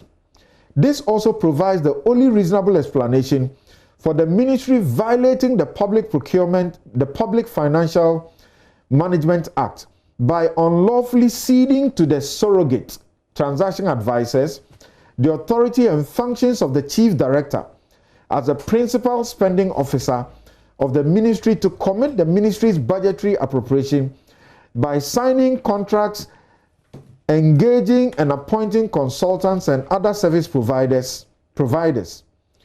Probity, transparency, and accountability had been sacrificed for the individual interest, greed, and all caution thrown to the wind, thereby lowering the risk of corruption and making corruption a low-risk activity. But you see, here is where there is misunderstanding. The minister then responds and says, what are you even talking about? Whenever we want to go and do a Eurobond, we hire one transaction advisor, and if they want to go and get lawyers and PR people and the rest, that's their problem. Right. This is normal subcontracted. It's a misunderstanding, a fundamental misapprehension of this chronology of events. The chronology of events was that there was initially a very simple transaction. Somebody wants to take our future receivables and give us money upfront. If you take that to the PPA and say you want to get a transaction advisor, it's very straightforward to evaluate. Imara can do it because almost anybody, frankly, can do such a transaction. Okay. You then decide to make policy on the fly, to build a gold royalties company, for which Imara and Data Bank have no capacity whatsoever. And it becomes apparent as time goes on that they have no capacity whatsoever. And all their role now is reduced to doing is circumventing the Procurement Act, because you don't want to go back to the procurement authorities and do the proper thing.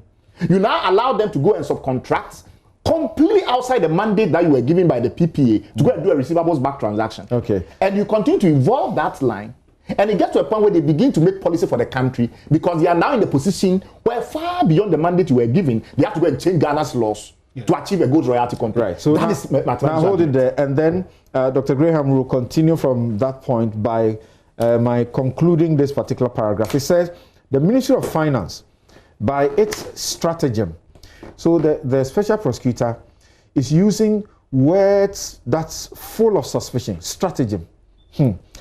Pretended to follow the form of the Constitution and legislation governing the procurement processes and not their substance that require fairness, transparency, and accountability in the selection and appointment of the independent transaction advisors who turned out to be indeed the ministry's surrogates. The absence of any evidence of the approval of the mandate agreement by Parliament under Article 1815 of the Constitution makes the appointment of the transaction advisors also unconstitutional, null, and void, and sins against any positive analysis of the risk of corruption and anti-corruption assessment in their handling of the transactions. Yes. I was making the earlier point that if you were taking a narrow view, Martin's thing about how much was paid and so on, okay, that's one thing. But the other point, if you look at the way the thing evolved to now, and you follow the correspondence and even the relationship, I mean, Imara, in the way it was working, was now in charge of designing a gold royalty company and employing people and setting up all the processes associated, going to the IPO and so on. This is a major role in the country's affairs. This is not based on approval by Parliament. It is not a simple commercial transaction. What substantively was actually going on. Parliament approves the broad policy. But this is what you intend to do. And I say, I'm engaging a transactions advisor who will advise me by doing evaluation and doing recommendations. Yes. What are they supposed to evaluate and recommend? They went way beyond that. That's the point he's making. But what you are talking about, does that not constitute evaluating and making a recommendation? No, I'm saying that if you look at what they were actually doing and what on the face of it seems to be the ministry's relationship with them. Okay, that's one. The second one also, even the point Martin Amidou makes in this thing that where even, say, the scope of the delegation to them to make recommendations for people to be appointed. In practice, they were the ones who were doing the recruitment. Indeed. And there doesn't seem to be any evaluative process on the part of the ministry in supervising that exercise. It became a kind of pro forma thing. Right. In that specific aspect, where they seem to have ceded their authority to Imara, they themselves appear to have confirmed it with the telephone conversation with the chief director when they were asking about the appointment of Africa Legal Associates. where he sought to say that, oh, we are not the one who did the appointment. The transaction advisors did the appointment. Then the special prosecutor reminded him that check your the mandate agreement. He referred him to a specific portion of it that the ministry should approve. Yes, I will get to the. I wrote it down somewhere and said, check that they are supposed to only recommend and you are supposed to do the appointment. If you say you let them they did all of that, you are wrong. And he was looking for documentation regarding Africa Legal Associates appointment. And he said they delayed for so long a time that he came to a conclusion that for all the period of the delay, they didn't have documents. Yeah, and they generated because the appointment, was fraught with corruption. And during the period of the delay, they then decided to manufacture the documents. And even that, they were undated documents. Now he says, you told me that these people did the appointments. And for all other, people that you were supposed to appoint, you said they did it. So let's simplify. Why is it that when it comes to this one, first you tell me that you didn't do the appointment, and subsequently you are now the one supplying me documents? So how do you simplify that? It's very simple. What he's saying is that you went and hired these Imara people to serve as a smoke screen to do three things. He says so, smoke screen. To do three things. One, to bring in data bank without going through the normal scrutiny. Two, so that you'll be able to be the directing mind and influence over all these transactions, but you'll be able to supposedly delegate it. And in doing so, you will still escape the Public Procurement Act scrutiny. And three, so that you can pretend as if the transaction that they were involved in was purely advisory, when in fact they were executing. It's not purely advisory. They were the guys actually building this gold royalty company. But actually, it's you building the gold royalty company, hiding behind them, and making it look as if they're advising you to do something. But that's not what the document and the correspondence shows. And I think that the misunderstanding of his points, which has been very subtle in some ways because it's all document-based and you said this and I said this, has led to a situation where the finance minister's response, his memo, is completely unresponsive. Yeah. It's as if he does not understand the arguments that the special prosecutor is making, and because of that, he's responding to something else entirely. The argument is very cogent. If we allowed everyone to be able to circumvent the Public Procurement Authority that way, we might as well forget the procurement laws. Because all I'll do is that I'll hire you and say you're an advisor, so I don't need to, show any documents seriously to the procurement authority. So if you look at the restricted tendering agreement documents, the dossier of documents that the PPA was supposed to base its decision to allow them to hire Imara on, nothing. Don't you get the Deputy Finance Minister's point that then you are seeking to let the PPA micromanage the entire process? No, the mandate has to be clear. If you want them to build a gold royalty company, which any normal rational person will then anticipate a whole manner of things, particularly if you also intend to go and list it on a stock exchange, then that mandate must be clear from the outset. If in the middle of your execution you now realize that actually this is not what I intended to do at all, I didn't just want to do a receivables transaction like a cocoa board loan with a syndicate of banks in Europe, and I want to go and build a receivables company that controls Ghana's future royalties and put it on the London stock market, etc. You need to go back, amend the mandate, and get proper authorization, because that will raise the new risks. Okay. That is very straightforward issue. Dr. Graham was speaking. Yeah. So, I mean, but you see, this thing leads to two related issues. One, therefore, this representation gives a clearer picture of the weight of the conflict of interest in the minister. Now, the finance minister in his response talks about the history of, data bank, what a competent company it is. But that is not the issue. That's not the issue. The issue is, does he have material interest in data bank? Does Miss Ashley have a material interest in data bank? It may be that formally Dubois was fronting some things, but if you read this letter, I instructed, I did so and so. So if with this relationship, the doubt about even how data bank came in, the minister and his relation with data bank, major issues of conflict of interest are put on the table. Okay, that in any serious place is prejudicial to the role of that axis of Imara and data bank in the transaction. You add that to the way in which the stretch of the mandate and the weight and the scope of the work that the partnership came to do in defining this very important area without parliamentary approval, that the question of the legal status of the relationship, their contracting, and therefore all that flows subsequently from it are also called into question. Martin makes the point of nullity. A similar point actually is made, in the Balkan case, that if the thing is indeed an international agreement and it's not approved, it's a nullity in terms of anything done. Because the consequence of this chain of activities. You are suggesting that what Kenoforiata says is not fact or that it cannot be trusted. He says he co-founded Databank 30 years ago. Yes. And he says that bank is now the leading investment bank in Ghana. 7 times winner of the best securities brokerage company. I'm not disputing. They have been involved in That's what some I'm of these conflict of interest over the period. Conflict of interest is not about the quality of the entity. It's about the relationship of that entity to people in decision making in the context of the particular case being discussed. Does he have a material interest in data? Also, does he have close associates in data? So that's what we are talking about. I mean, my organization, Databank, has handled our investment. He resigned. And he resigned as the executive chair of Databank in August of 2012.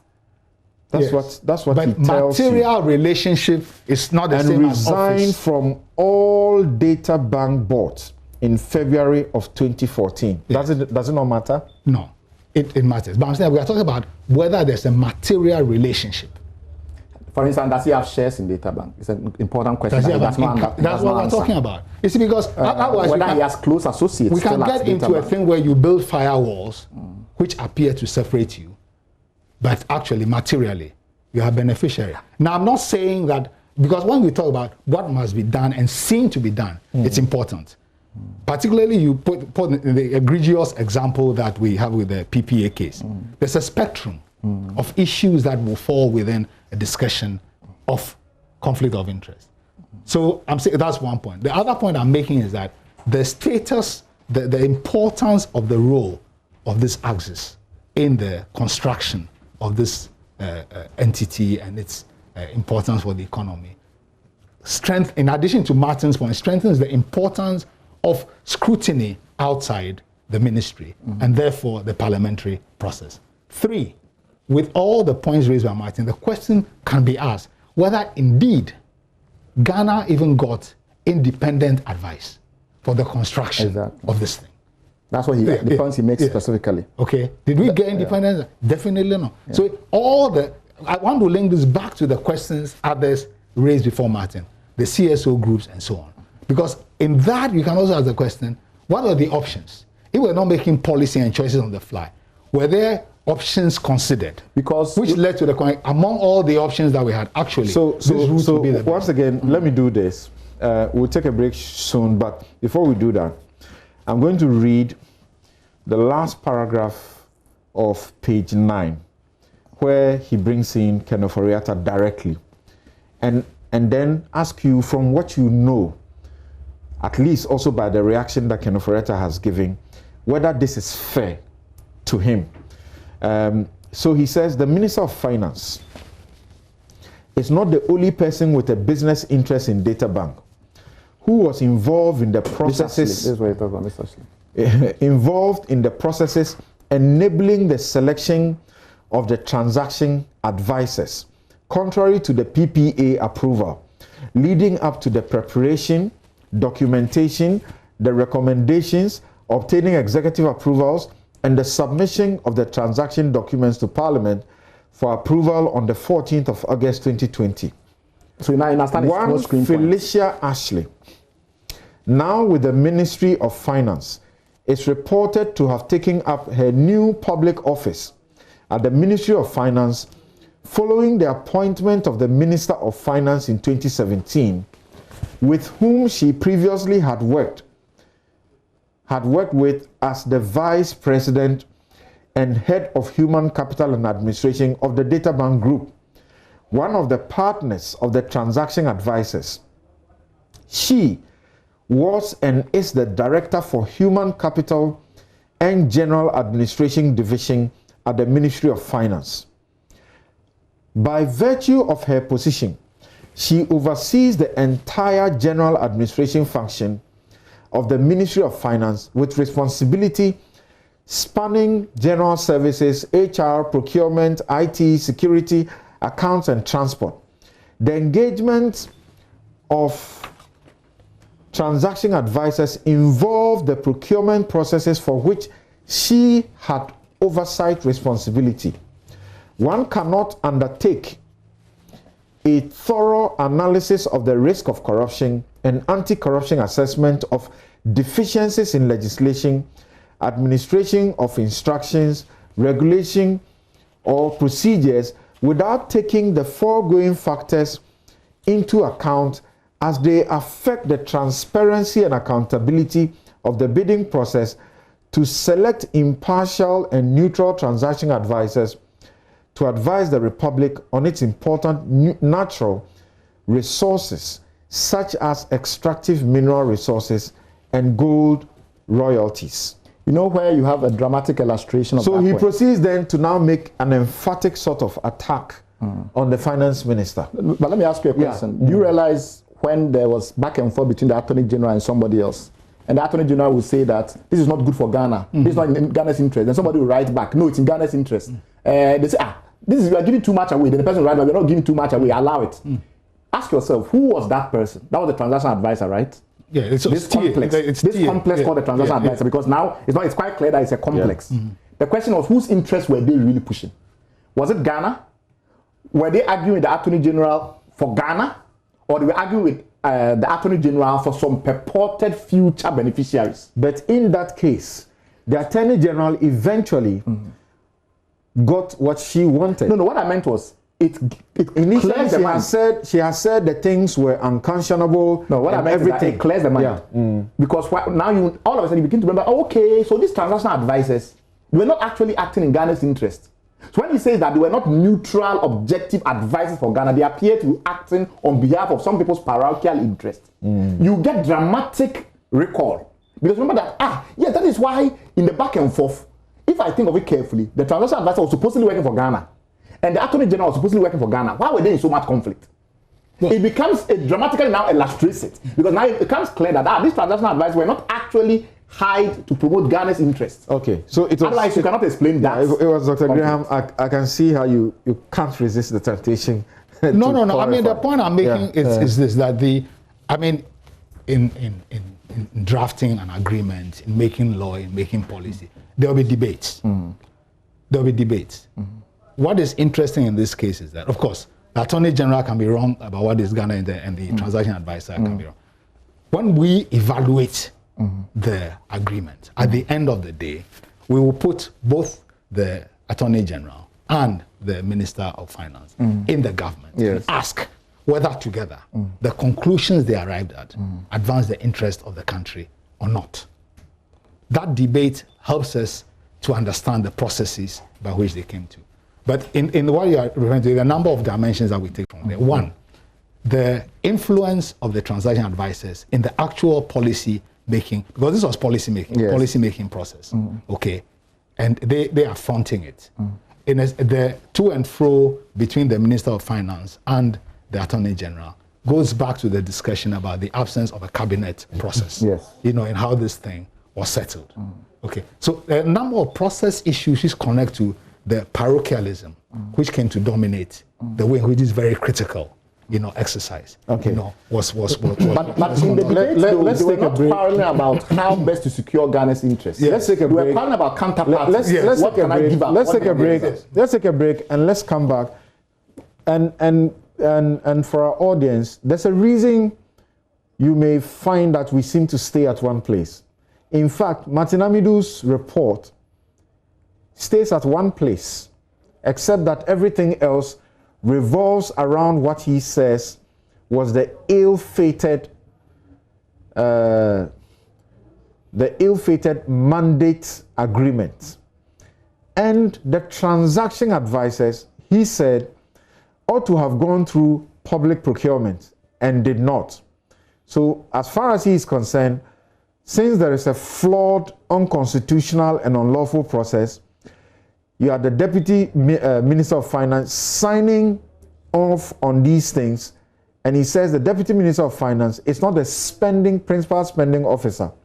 The law's requirement, that's the Public Financial Management Act, is that the principal spending officer, that's the chief director of the ministry, is supposed to have done these things. And by virtue that he didn't do it, Martin Amidu flags it again and says even all expenditure through that process can be unlawful expenditure. So we'll return to look at all of that, and he suggests very clearly, and we'll look at that question to whether or not Martin is correct about it. He says that by the way the appointment of the transaction advisor was done, the transaction advisor became susceptible to undue influence. He became susceptible to favoritism, cronyism, nepotism, and all forms of discrimination, which the Constitution abhors. We'll be right back.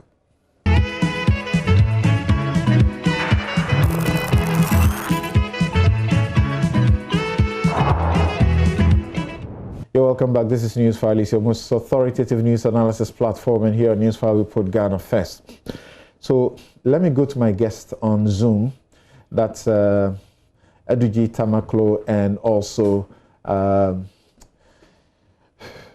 Akomia for their take on this other aspect. And forgive me that I'm holding you to the text, because I believe that if we go deeper into the text, we will do a lot more justice to our viewers and listeners. And then subsequently, you know, there'll be the opportunity to do the other way of permutations and all of that. So start with Nana Akomia.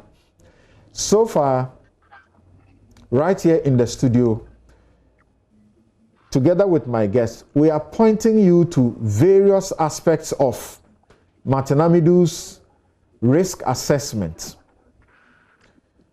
That shows something that you would have something to say about. So what do you have to say, for example, about the procurement processes of the transaction advisors that Martin Amidu is worried about, and the manner in which he indicts the finance minister and the finance minister's former vice in Data Bank, who is now with him at the Ministry of Finance, and all of them working together in a way that he suspects leaves the transaction advisors susceptible to undue influence, favoritism, cronyism, nepotism, and all of that. What do you say to that? Well, thank you, Samson. The comments by my colleagues in the studio have been very, very interesting.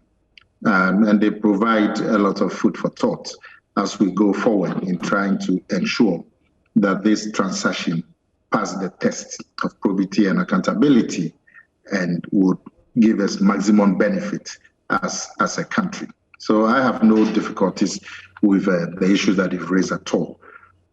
Indeed, that is the spirit that has informed the president, asking for the issues to be brought together again and the consensus arrive that can be factored into the transaction. Something, it struck me, because there were issues that were raised by my colleagues about why the need for a change from a receivables-backed transaction to the requirement of setting up a fund, a company to manage the receipts and the investment and all of that. It struck me that there's been a lot of work that has been done on this matter 10 years ago, which also came to just about the same conclusions that the finance ministry today has come to. Look, I hold in my hand documents that relate to the work that was done. In October 24, November 2011, you have the government of the day in 2011, putting together teams comprising representatives from the Ministry of Finance, Stanbic Bank, Buckner and Associates, Strategic African Securities, Macquarie Bank, Minerals Commission, Ministry of Justice, Ministry of Lands and Natural Resources, Stanbic Bank. We have referred to this on this platform before. So can you go to the point you want to make about it? Yes, and Martin Amidu coincidentally had the opportunity to also advise on that. Well, I'm just commenting on some of the issues raised by my brothers in the studio about the need for this and that. And I'm showing that a lot of work had gone into this transaction earlier on. And I'm sure the results of those works have informed the decisions that have currently been taken.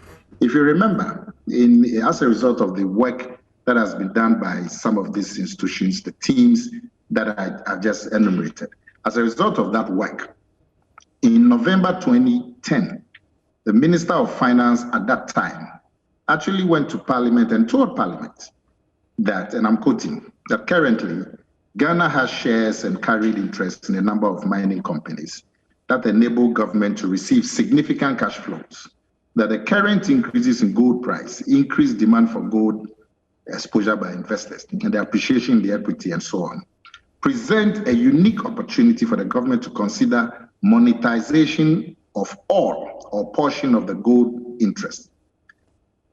Beginning in fiscal year 2011, therefore, government will commence discussions on the establishment of a national vehicle, the Ghana Gold Company. Yes, and this is not new. So what's the point?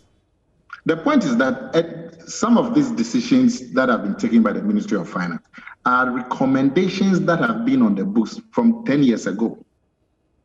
So because I think it was Dr. Graham or Bright who raised the issue about why the need to establish the company, for example, that why don't you do a straightforward receivables back transaction?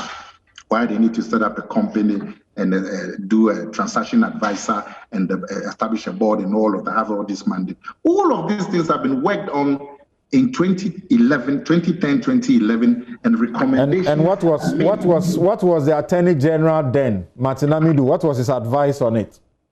In fact, funny enough, at that time, the Attorney General also raised issues about some of the decisions that have been taken by the teams. And the Attorney General was then involved and also brought on board. So the process was aborted. So the process was aborted, sorry? Bottom line. No, it wasn't aborted. They actually went to Parliament. No, it wasn't aborted because the Attorney General had disagreed. No. If you look at the documentation here that I have, it talks about the rationale for setting up the gold company. It talks about the structure of the gold company. It talks about the Nana Kumia, you are referring to processes that commenced in 2010, 2011. The NDC left power in 2016. You are saying that for all that period, they were still incubating it? Well, we have had no reason from them why they didn't continue. It was aborted. It was aborted. Nana Kumia, it was aborted. So it was not on the table. When you say aborted, you mean they decided not to go ahead with it? I will explain. That's what you mean. But the work that has been done still stands. That's what I'm saying, that a lot of work has been done. And many of the decisions that have informed the finance minister come from that work that has been done. So I don't think it's just the finance minister. The finance minister doesn't say that this is where he takes inspiration from.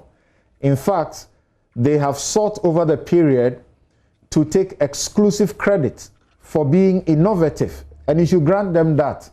Don't suggest to them that they have borrowed on, someone's ideas. Well, I don't know if the finance minister has come out to say that he thought about this idea. Yes. I've never heard the finance minister, the deputy minister, who all of whom have spoken on the subject on this platform, have clearly taken credit for the innovation that they have sought to, bring on board. And they have clearly been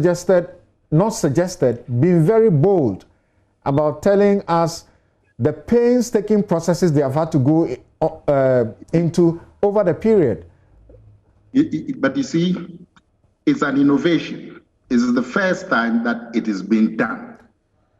But a lot of work has been done previously. And I have all the documentation is available. Okay, it is the present work that is faulted. It is the present work that is faulted. So let's leave the NDC out. Let's come to today. What has been done is what is being faulted. What has been done and the issues that have been raised are very interesting.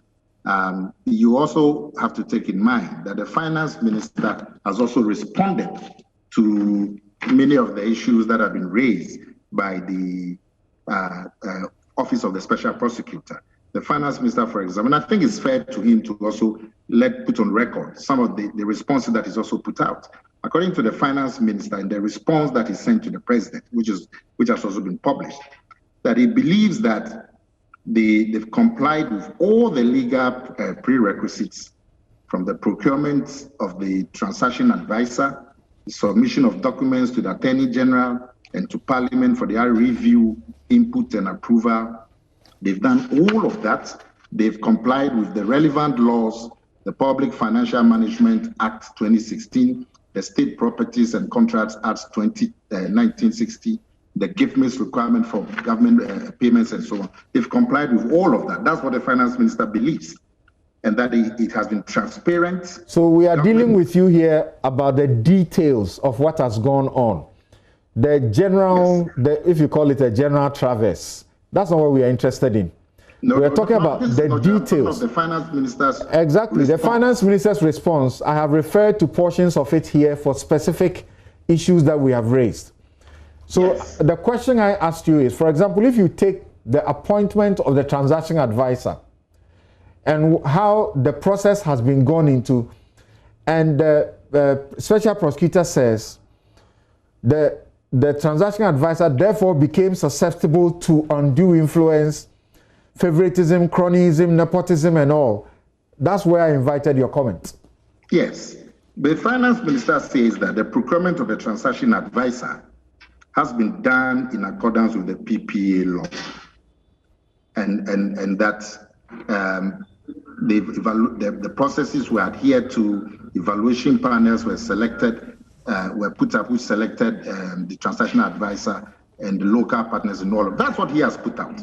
But to answer your question directly, the Office of the Special Prosecutor believes that with the engagement of data bank by the transaction advisor, it brings in conflict of interest and allows the finance ministry, through the transaction advisor, selecting data bank as a local partner, that allows the finance ministry to do things that completely suggest will lead us on to corruption.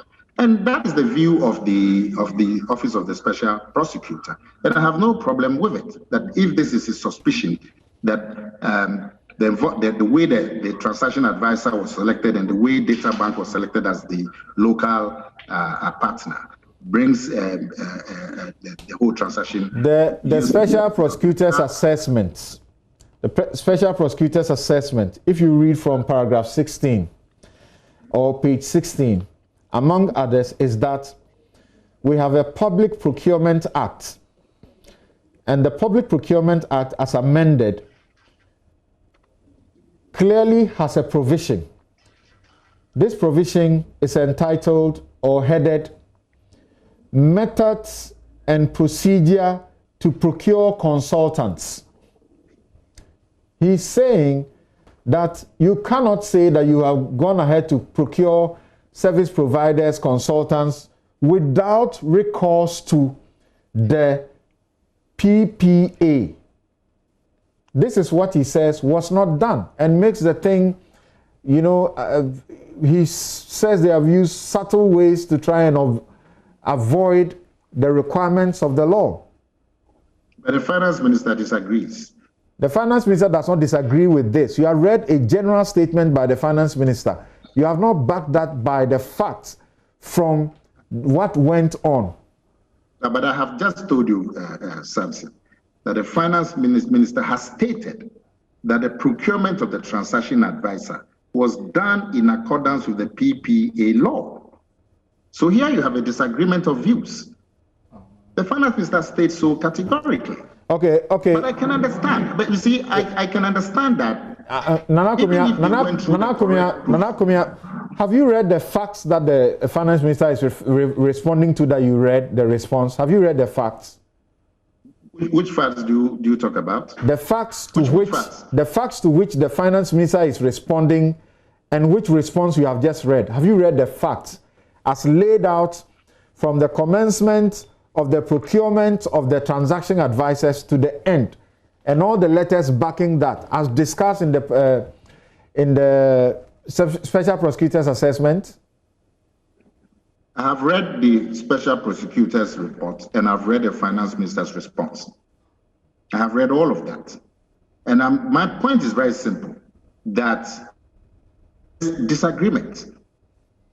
There is disagreement on looking at both reports. Okay. That the finance minister is saying that as far as they are concerned, complied with the legal requirements for the appointment of the transaction advisor.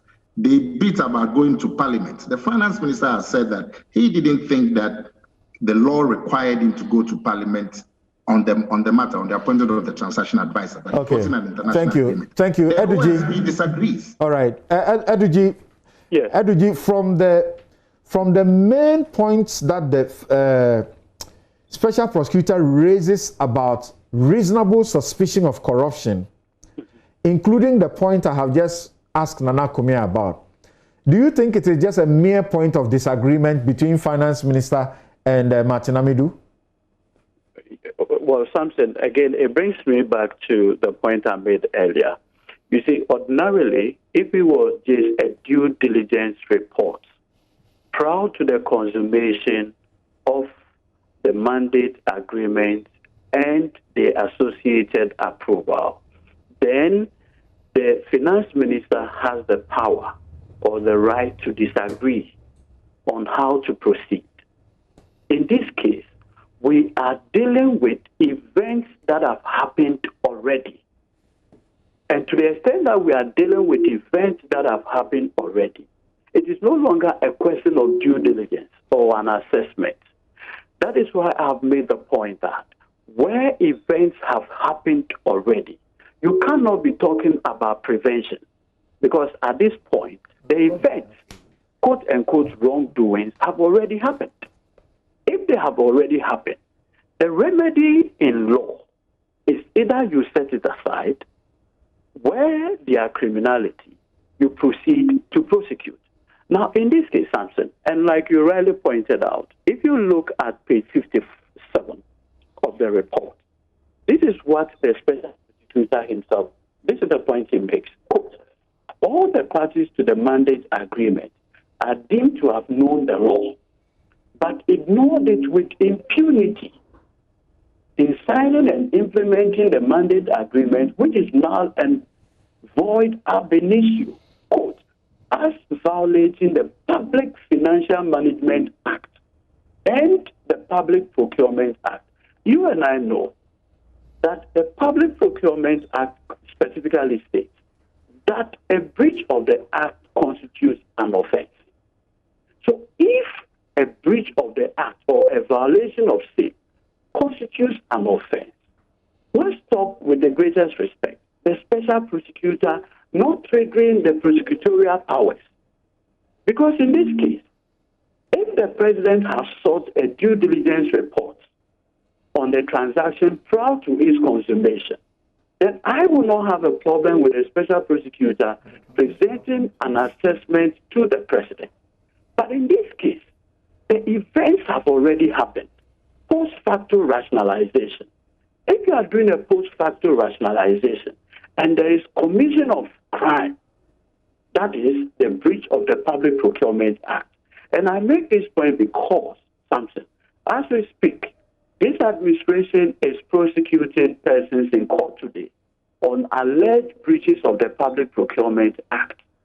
The NCA matter, which has already been dealt with, the Cocoa Board matters, the matters involving Maslow, the matter. In all of this, they are alleged breaches of the public procurement. All right. So do I understand you to say that the Agyapa deal has been consummated? As we speak, the appointment of the mandate and the procurement processes had already happened. And if it has not happened, you will not talk about So my specific question is that the Agyapa deal is consummated. Would we have been here? Would we have been here?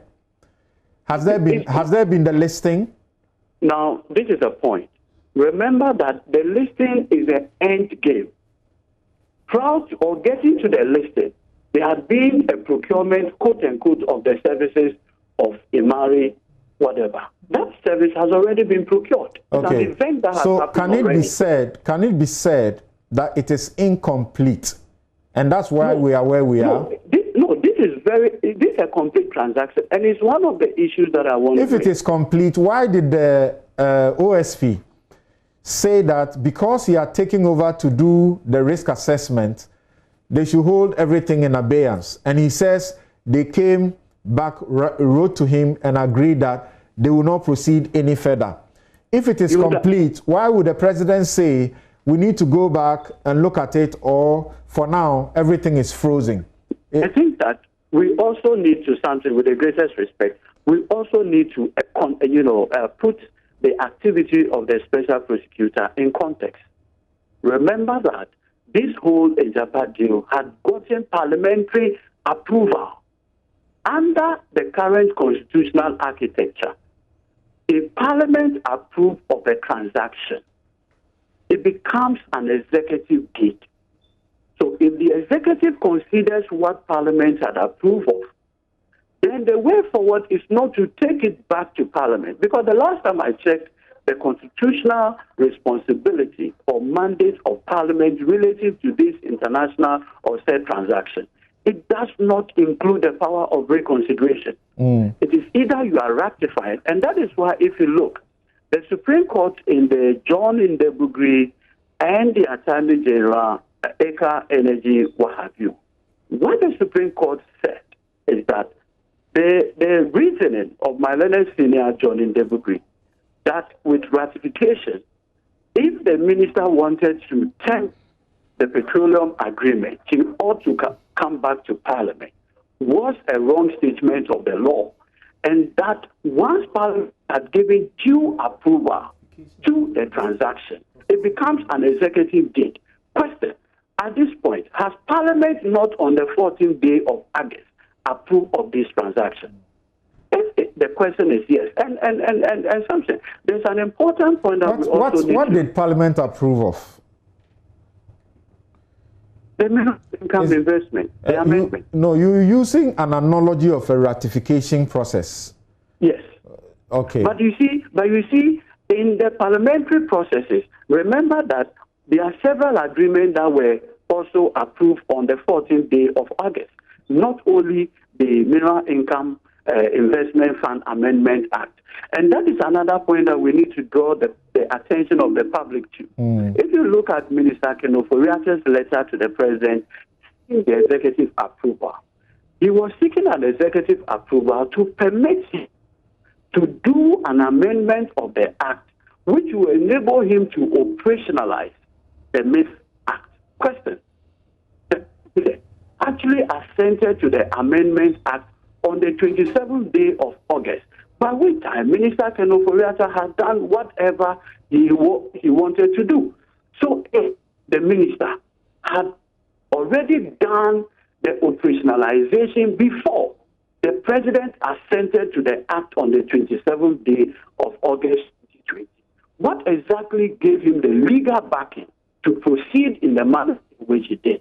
So look, beyond the issues of cronyism, the favoritism, the self-dealing, the conflict of interest, there are key and material issues of illegality, even with the Public Financial Management Act. And the Act itself says that a breach of the Public Financial Management Act constitutes offense. Two, The Public Procurement Act also says that a breach of the Act constitutes an offense. And that is the point I was making, that if you look at the mandate, you look at the mandate, just 1 minute, second, if you look at the mandate of the Office of the Special Prosecutor, it is to investigate and prosecute cases of alleged or suspected corruption or corruption-related offenses under the Public Procurement Act. Therefore, I submit that. Okay, so see, you are going back to a point that we shouldn't belabor, because the facts should bear same out, and the law is very clear. No, would you if it's exercising a mandate for assessment for prevention of corruption, and it says that is what it has done, we cannot change the nature of what it has done. 30 seconds. 30 seconds. You and I, we have had instances where we have gone forth with certain relief statements of claim, and the judge will tell you that, look, this is not exactly what you want.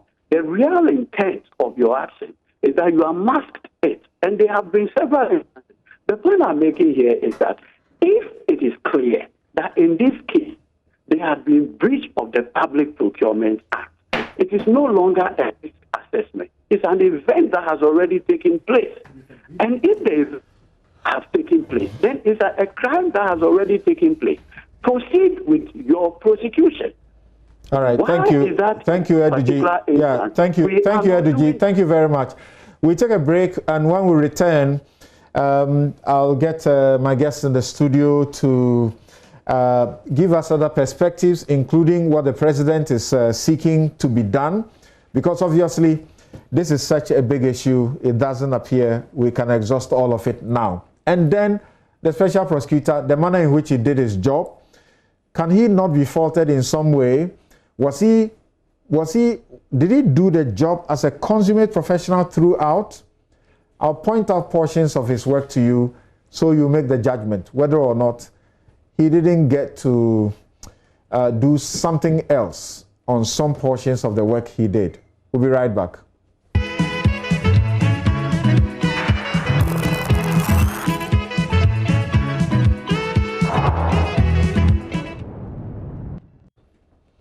You're welcome back. This is NewsFile, the most authoritative news analysis platform. My guest, Dr. Yao Graham of the Third World Network. Bright Simmons is honorary executive of Imani Africa. Ediji Tamaklo and Nana Akomia are communications team members of their respective parties, the NPP and the NDC. All right, so if you don't mind, just one or two little things, low-hanging fruit, so to speak, to look at, and then you can now give your, as it were, final analysis regarding this whole thing and what ought to be done, looking at it with what the president is seeking to be done. Now, there's those who look at what Martin Amidu has done, and they say it doesn't look like a professional, documentation, how to a professional report, that it lacks finesse in many respects. And he goes to talk about, for example, that this entity, Oje Global, which Imara Capital was dealing with, so forth, that its address was found later to be the registered address of the Jersey company that we did. And some will say this is very minor. The special prosecutor ought to know that there's nothing wrong with this, but he raises suspicions about that. No, my reading of it is different. My reading of it is that he's doing two things. One is he recognizes that a lot of people will not have access to the documentation, are completely blind. And so he has to provide as much information as possible to also guide the debate. And so when he says that Oge Global, which is the corporate trustees that were hired to set up the JC entity, were sharing address, what he meant was that right from the start, the process of execution had begun. Somebody had gone to the PPA claiming that all they wanted to do was to get an advisor to help them evaluate proposals, unsolicited proposals that were being made. And now that they had definite people that were willing to give us money, can you evaluate it? So we want a transaction advice to do that. Before we realize, we are now setting up entities in Jersey. And these entities are being set up by corporate trustees who therefore were providing the cover that you need if, for instance, you wanted to appoint executives without the necessary scrutiny of our institutions. And we saw what then eventually happened when we had people appointed that were politically exposed persons and created a whole set of ruckus. Because all the activities that were being conducted, somebody has sat down and designed a system such that they will evade the accountability of local institutions. And those are things that he wanted to set out. I think also that it's important that we make one point very clear. I've heard a lot of people also argue that, oh yeah, Martin Amidu just went on and then looked for, loopholes and blasted it, and in so doing, he's damaged a potentially very valuable activity. Let me make it very clear, emphatically clear. Agyapa as designed does not solve any problem. So it's not a matter of, it's a very innovative thing and creative, but somehow, because of some minor issues with conflict of interest, we are jettisoning something really brilliant. No. We recognizing that we don't get enough from our mineral resources date back to 1992, when, by executive fiat, the government set up the Mineral Development Fund. Okay. It will take us almost 3 decades before we properly ratify the Mineral Development Fund in 2016 with the law. Subsequently, we then determined that we have equity in these minerals, supposed to be 10%. We have royalties, and that money doesn't seem to be transforming the local communities and the rest of it. And we made the determination that we're not getting enough from gold. What do we do? That is the only sound question. How you then proceed from there, if you are doing a truly good faith analysis, will not lead you to Agyapa. Yeah. Then he raises issue with the fact that the payments to be made to Imara, South Africa, are being routed through Imara, Botswana, First Bank. What's the point? Well, anti-money laundering rules are very clear. Is being very petty about that aspect. And no, I don't think it's being petty. Anti-money laundering rules nowadays require that in your SWIFT instructions, let us know the ordering party, let us know the actual intended recipient, etc. Because where you have a contract with a particular entity, and remember, Imara Botswana is a separate entity from the Imara Capital Finance we're dealing with. You cannot now have a very different, because it's a matter about if we decide to do a forensic audit, we go and audit the company that you are supposedly working with. Any transactions that happen through the intermediary vehicle will be lost to us. You lose the trail. So for instance, let's say that the purpose of the payments made to Imara Botswana was to obscure kickbacks. I'm just making a blanket statement. I'm not accusing anybody of kickbacks. By using a separate vehicle from the one likely to be audited, because the one that you actually have an agreement with, you obscure the flow of funds. So all of those things mean that you need rigor, you need attention to detail, and you cannot just act anyhow. You cannot sign an agreement to the Imara South Africa and give the money to Imara Botswana. All right. Dr. Graham, does he have a professional outlook in the report as you read it?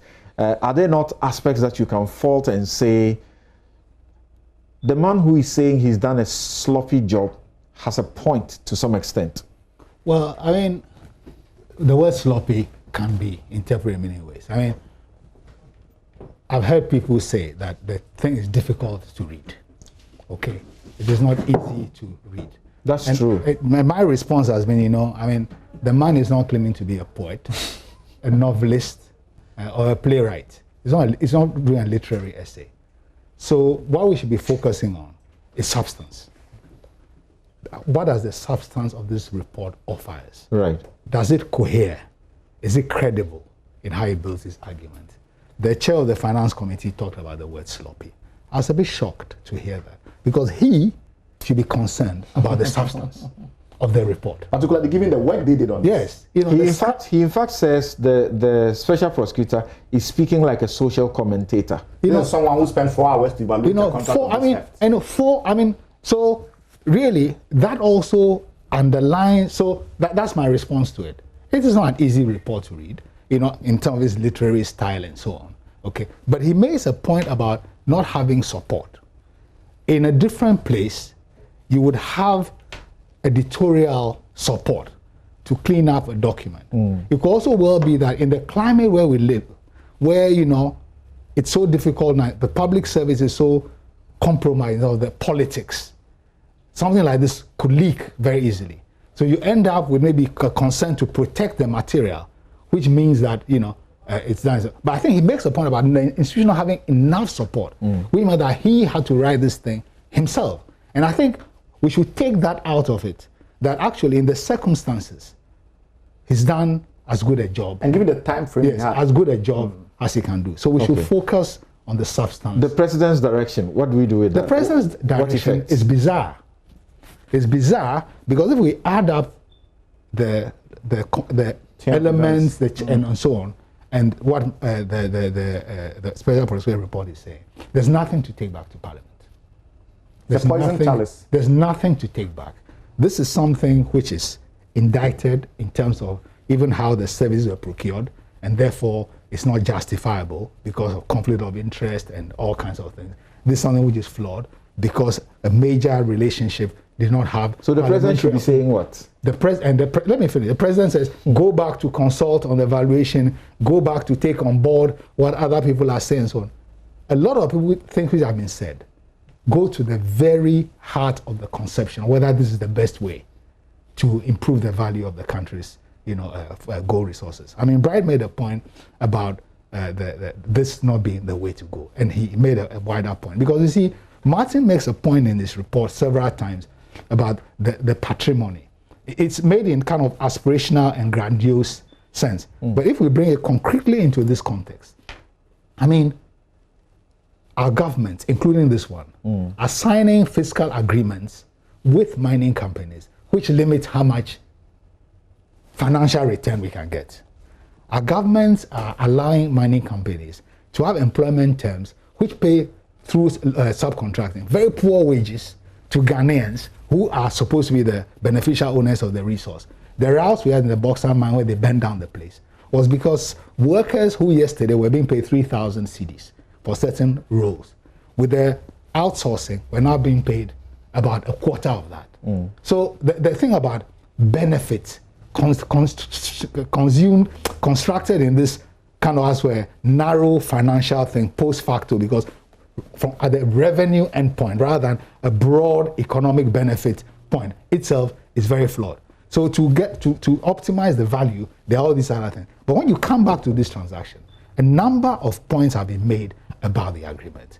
The giveaway terms, the poor valuation, the exclusion of public, supervision, the exclusion of the sovereignty of the country, the opacity of being in a tax haven, and so on.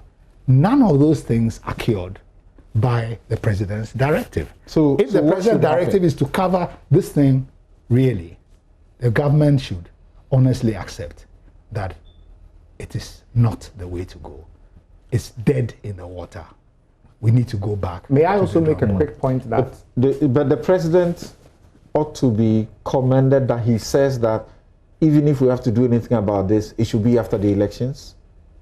Well, I mean, that's really, as a political judgment, I have nothing to say. But I'm saying the implications of the number of things that he himself admits have to be re-examined, taken together with the questioning of the conclusions about the effects of the process by Martin Amidu, really leads to the point that Agyapa, we should just put it down as a bad experience from which the country should learn. Is it not very obvious that you shouldn't expect the president to be seen to argue with Martin Amidu, even if he has his concerns, and therefore he will take a professional view, and say, okay, if this is what you say needs to be done, I want it to go back to those who must work on these documents, rather than the president, show a certain preference and force portions of the document. The president's political capital had receded considerably. His own party, the chairman of the finance committee is a member of the ruling party. He refuses to reconsider the agreement, right? The minority leader refuses to reconsider the agreement. So the president's goodwill in parliament is non-existent. Minority leader? Yeah, the minority leader has said that they're not going to reconsider anything. As far as they're concerned, it's poison chalice. It should be completely buried. His own party, the finance committee chairman, refuses to reconsider the agreement. So my point is that he has no goodwill in parliament to suggest that the reconciliation will happen anyway. But let me make a few points that I think are quite critical. Earlier on, I said that the special prosecutor missed some huge problems because obviously he had very limited time. One of the points that is not clear to a lot of people is that when the first decision was made that we're going to get a transactional advisor separate from financial counterparties, remember that Imara won over some people, right? One of them was JP Morgan and a number of other companies, including Rothschilds, etc. When eventually the deal evolved to a point where we are no longer going to do a receivables-backed transaction, where we are going to set up a gold royalty company. Ask yourself who are now the advisors in that process of trying to list. JP Morgan is one of them. So ultimately, when Mike Amagdu says this was a completely bid-rigged process, where it turns out that the person that you actually gave him the job has now subcontracted part of it to the people who lost in that bid, it tells you that there was no good faith exercise to get the best for the country, right? If JP Morgan lost out to Imara stroke data bank, because at that time we're not talking about capital markets issues, right? We're doing a private transaction. And then you eventually evolve the agreement to a point where, or rather evolve the mandate to a point where you're going to list on the stock exchange. And now you find out therefore you need JP Morgan. So you go and subcontract back to JP Morgan. It's a colorful and vivid illustration of the bid rigging point. Last point. If we decide I want to maximize our returns to gold, the place to look is not in royalties. Royalties is almost risk-free. This year we may hit $300 million in royalties. Anybody who tells you that Agyapa is a brilliant deal because we get $500 million upfront to go and invest in development projects doesn't understand the industry. In 2 years, we'll make what we are going to get upfront. So we don't need Agyapa for that upfront. From the assessment Martin Amidu has done, Agyapa completely fails the corruption risk test. That is one. But it also fails the national interest and national economic interest test. Absolutely. And that is the point I'm trying to make. What do you say to those who say this is opinion that he has to share? No, because the facts are quite clear. So we can decide what we do with it. In 2 years, we'll make $500 million from our royalties.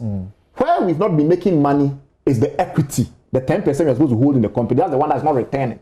If you want to create a vehicle to maximize government's returns, put those 10% in the different companies into a super vehicle, increase proper supervision so that you ensure that transparent mispricing and those things don't happen, so that the profits are actually generated, and let that vehicle rather reinvest.